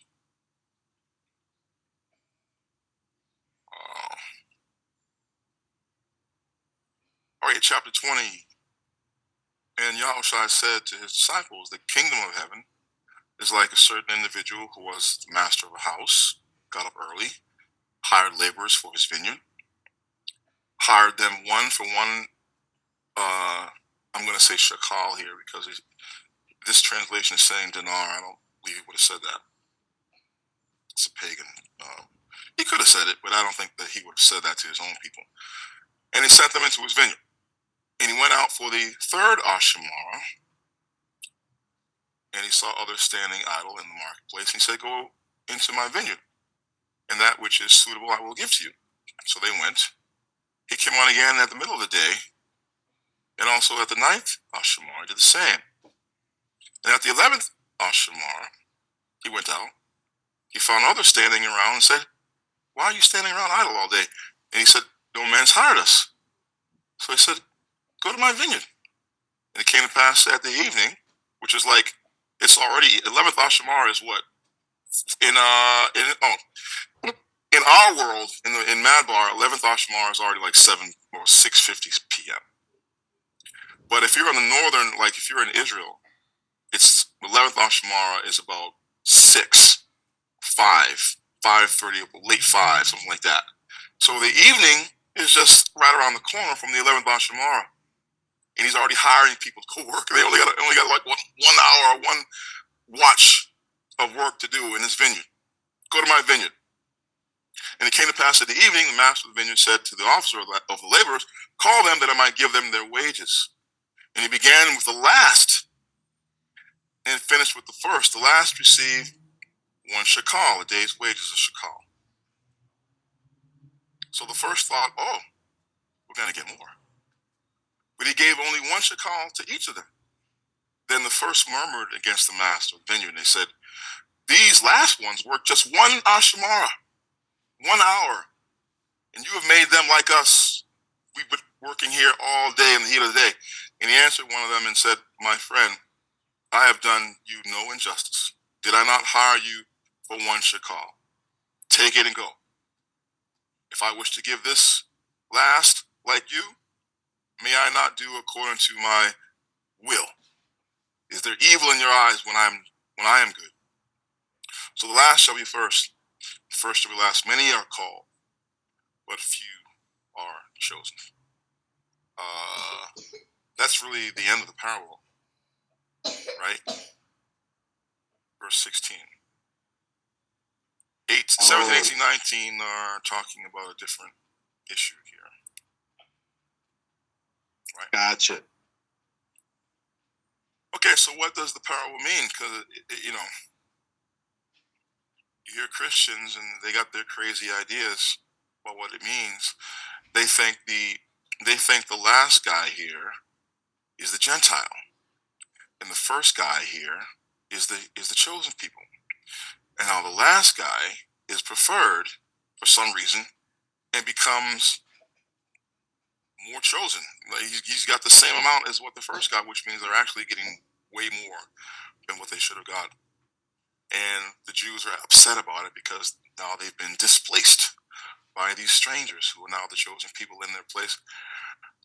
And that's what they think the parable means. They think the parable is this replacement doctrine, where the Jews are now replaced by the Gentile church, and the church is now the chosen people. And it's made up of Jews and Gentiles and every other nationality, and there's no more law, there's no more, not just love and faith and all that crap. That's the last in the parable. And the first are the true, the bloodline. And that's what they think he's saying. That's what they think he's saying, is that the Gentiles are going to supersede the Jews, the chosen people, become the church.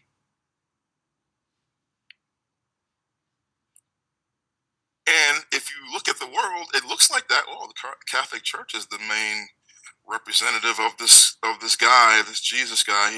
That's the number one, the dominant interpretation of his message is the Catholic Church. And it's filled with all types of different nationalities all over the world. Biggest church, biggest religion in the world. So maybe that is what he meant. That the last became first. First became last. What else could it mean? What else could it mean?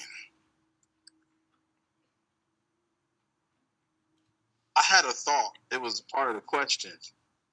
Was it about the remnant and who showed, like, say you had some people following you for 7 years, then you got some people who've only been following you, say, for a year or 6 months? Is it something like that, as far as, like, we heard the name Yah-Oh, and inside a year we was in my bar. Most of our time spent as a bad name has been in my bar, right?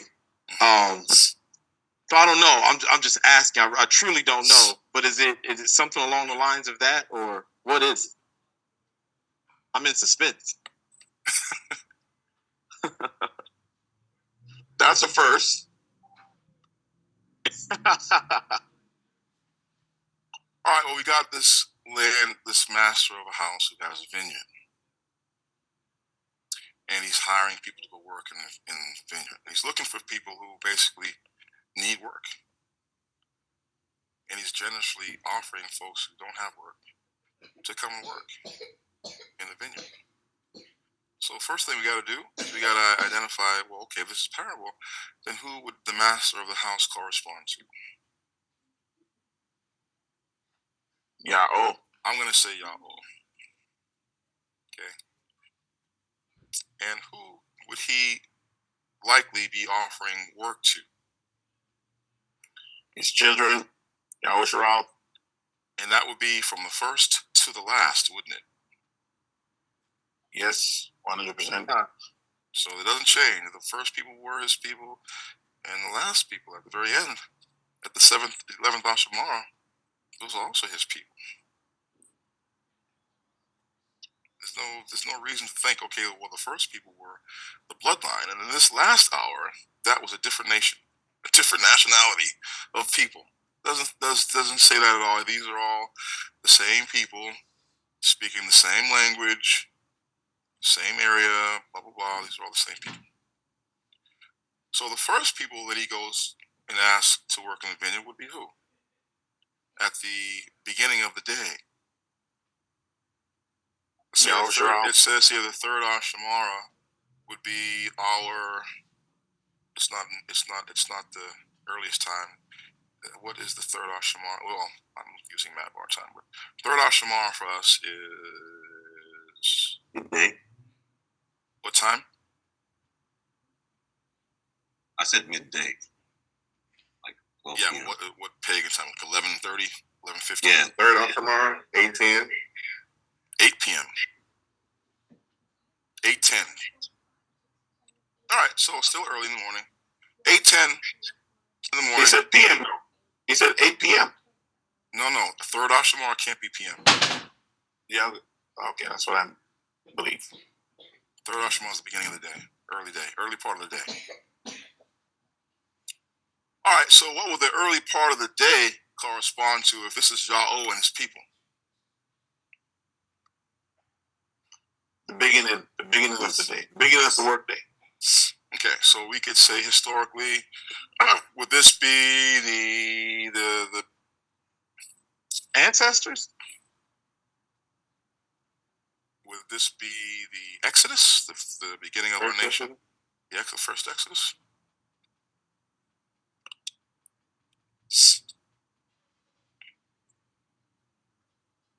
Would it be that's my trash guy. I don't care. I'm just gonna let it sit there. Would this be the one? Would be we got to look at this master going out and hiring people to work for him. And the first time he did it was at the third hour of the day, and then the second time he did it was at noon. Then he did it a third time at the 9th hour. And the last time he did it was at the 11th Ashamara. So there's 4 times, right? We got the third Ashamara. We've got The 6th. The 6th? No. In the Hebrew, it goes from third. That's 8 10 a.m. At noon, midday. And then the 9th Ashamara, he went out. And then the 11th Ashamara was the last time he went out. So there's 1, 2, 3, 4 times in the course of this day where he went to get workers to work in his vineyard. Yeah, 8 10 in the morning. You got 8 10, noon. 12 10 p.m. That's the 6th. Yeah, What's and the the other 11th about 6:50, right? 7 o'clock. 6:50. And then the evening, so we're going to say this is definitely when the sun is gone at some point in the evening, could have been 9 or whatever. He said, call the workers to give them their wages. So all this detail, we gotta match it to something historical. The third Ashamar in the morning, what would we say that was? Historically. First Exodus. All right, let's just start with that. First Exodus. When will be the second employment opportunity?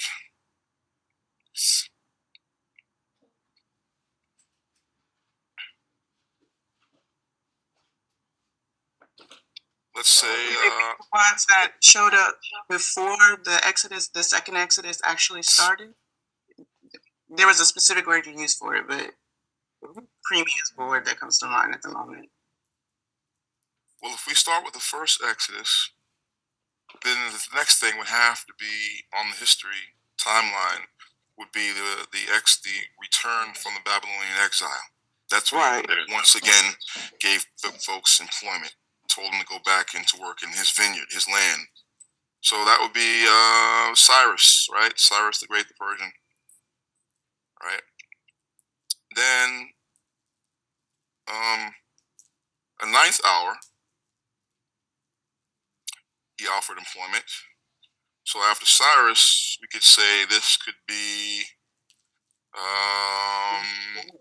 the deliverance from Antiochus Epiphanes in the Greek period when they polluted the temple. Then he allowed the people to have victory, and they went back to work. They went back into the temple after it was cleansed. So this could be 2nd century BCE, Antiochus Epiphanes.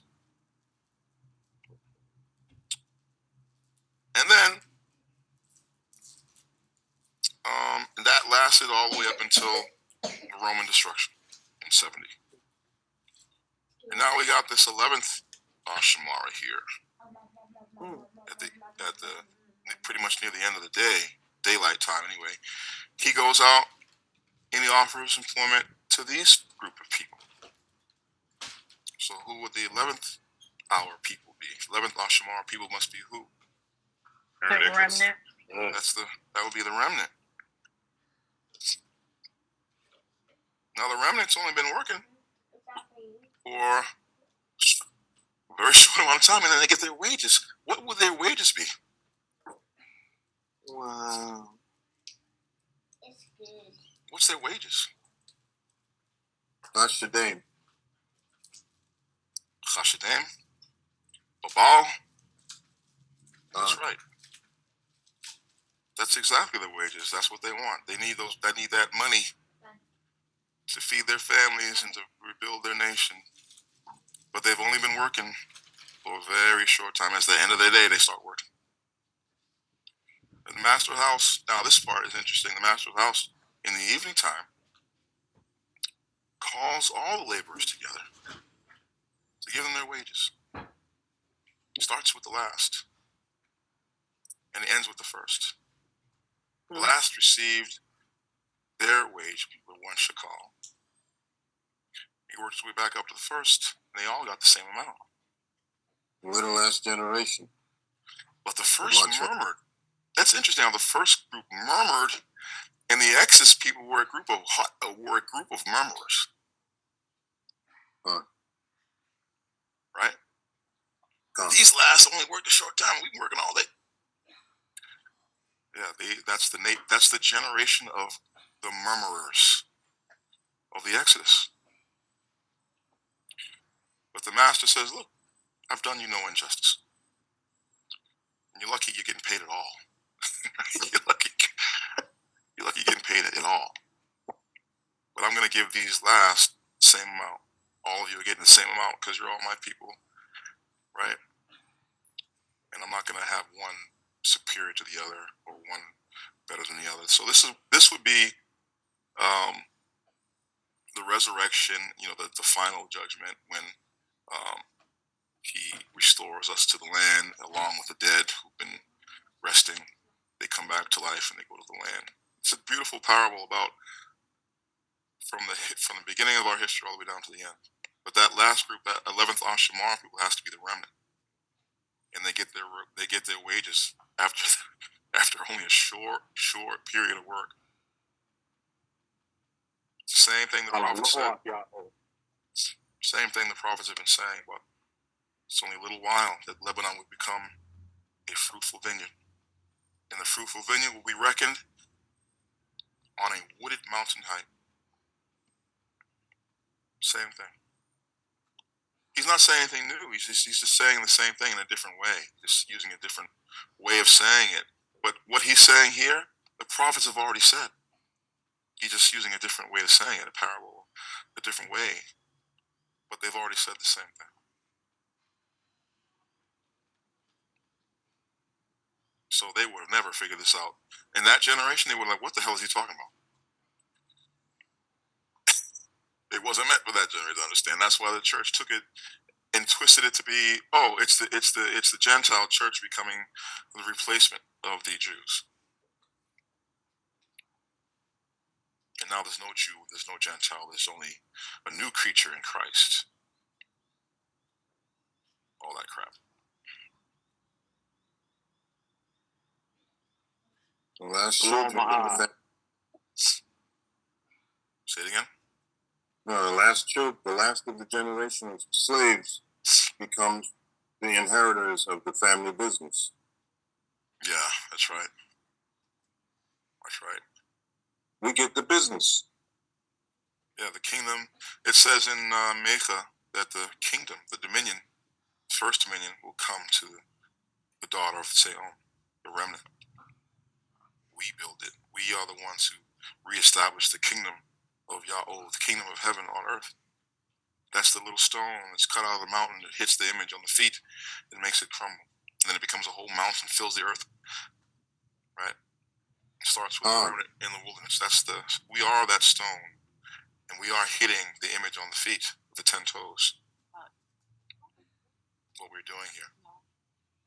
And it's only going to take a little while.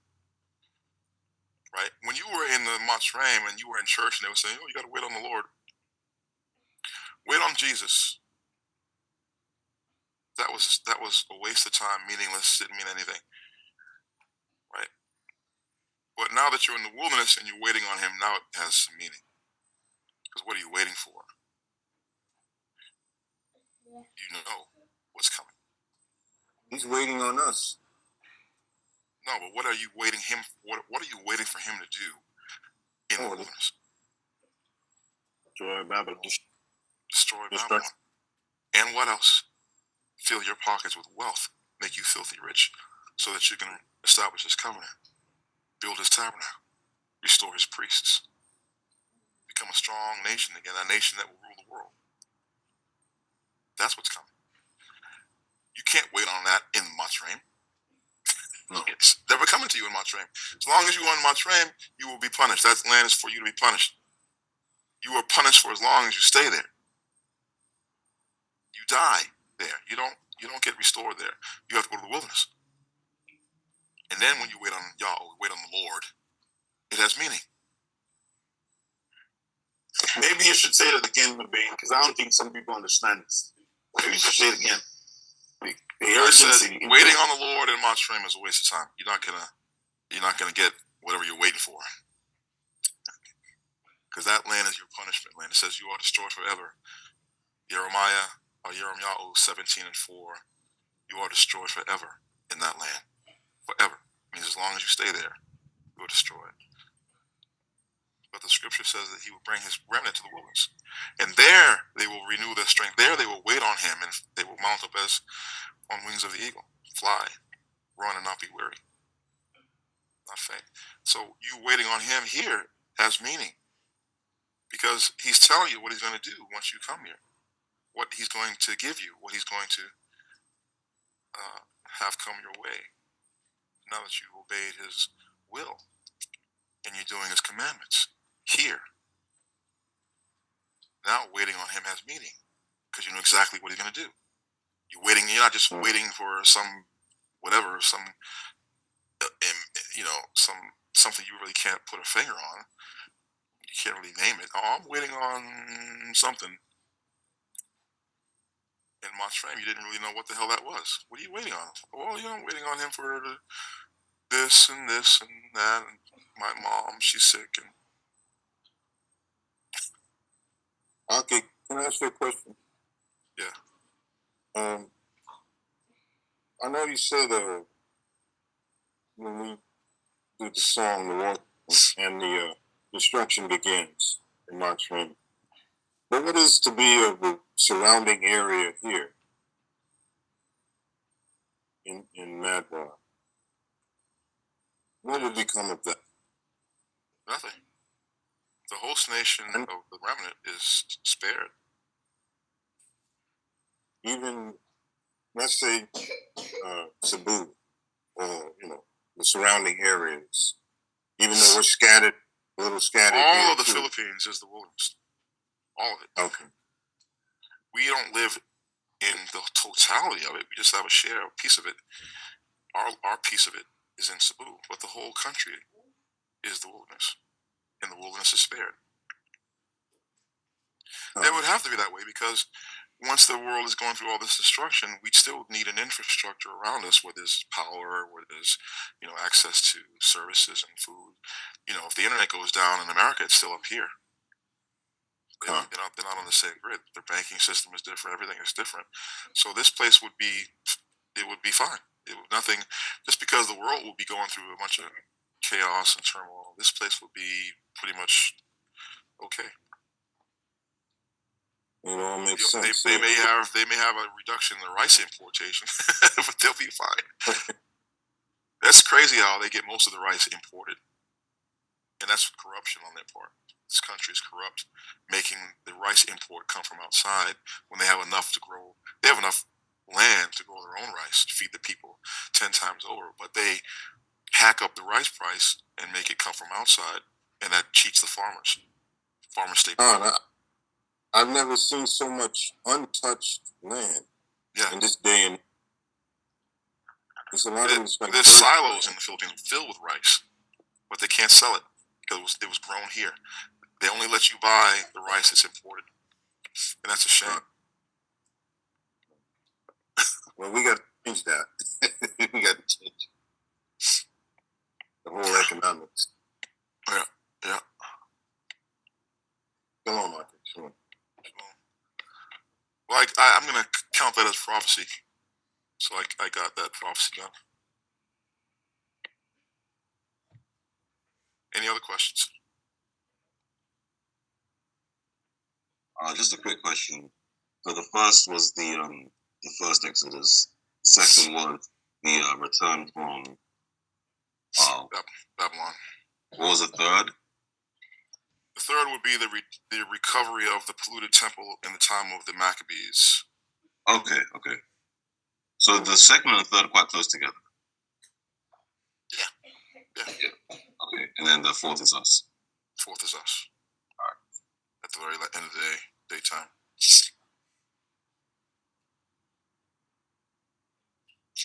And I like how it says they get paid in the evening.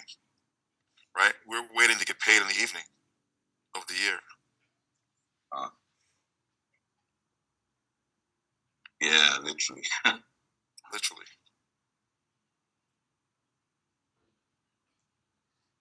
They could not have figured this out unless he told them. Maybe he did pull them aside and explain it to them. But they would have been like, what the? They could not have figured that out at that time. That no, bro, there's going to be another 2,000 years before you. Yeah. I came real early and I'm going to leave.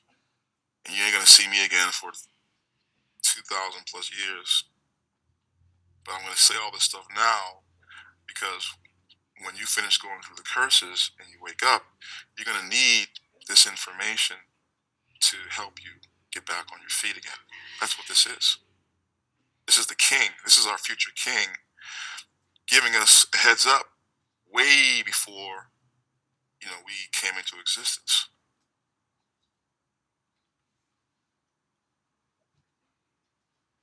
That's why I can't deny he existed. This is like, you can't make this up. Can't make this up. This guy is basically just restating what the prophets have said in a way that, protects it from being deciphered until the right time, until the right people are in place.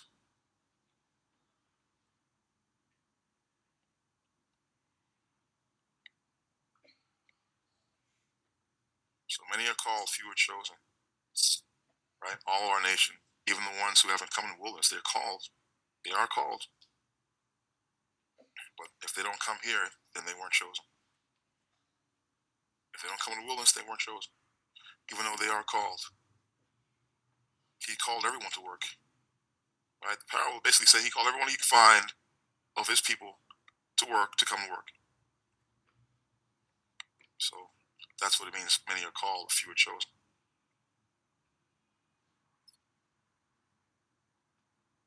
All right.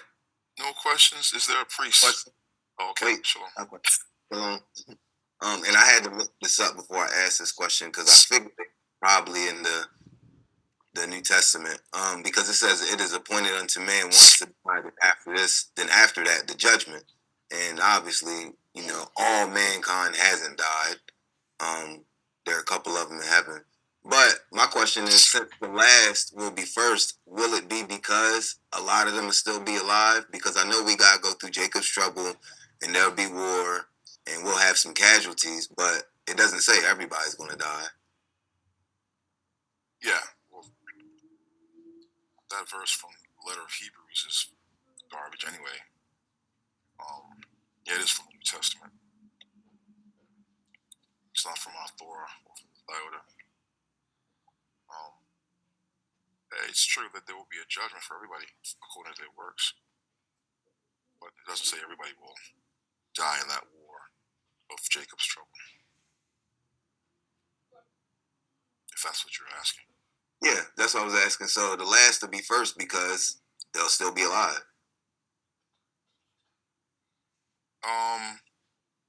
No, I think he meant the last generation, the people who are the remnant will be first.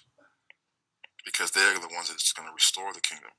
Like he waited to the very last, and he made these people the top, put them at the top, the remnant. That makes sense. Shalom.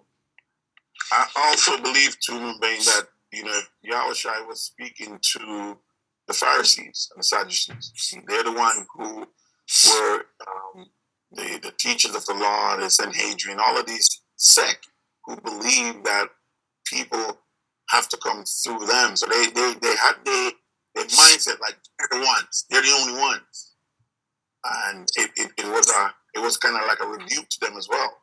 That those who think they're first can be last, and those who think those who are last will be first. So it was also kind of a rebuke. Not to think of yourself highly as you are. You can correct me if I'm wrong here. No, it's true. I mean, he told a similar parable, not exactly the same, which was a condemnation of them because they were teaching people to break the commandments and justifying it with their traditions. So yeah, he did condemn them. Shalom.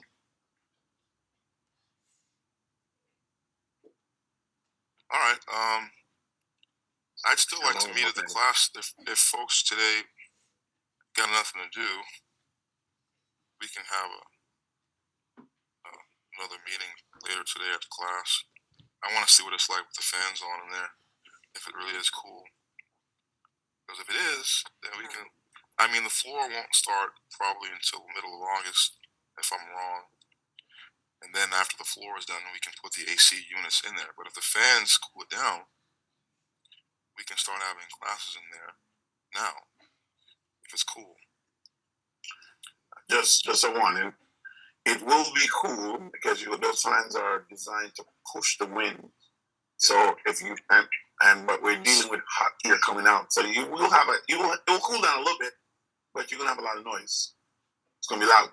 I asked them that, and they said it's not that loud.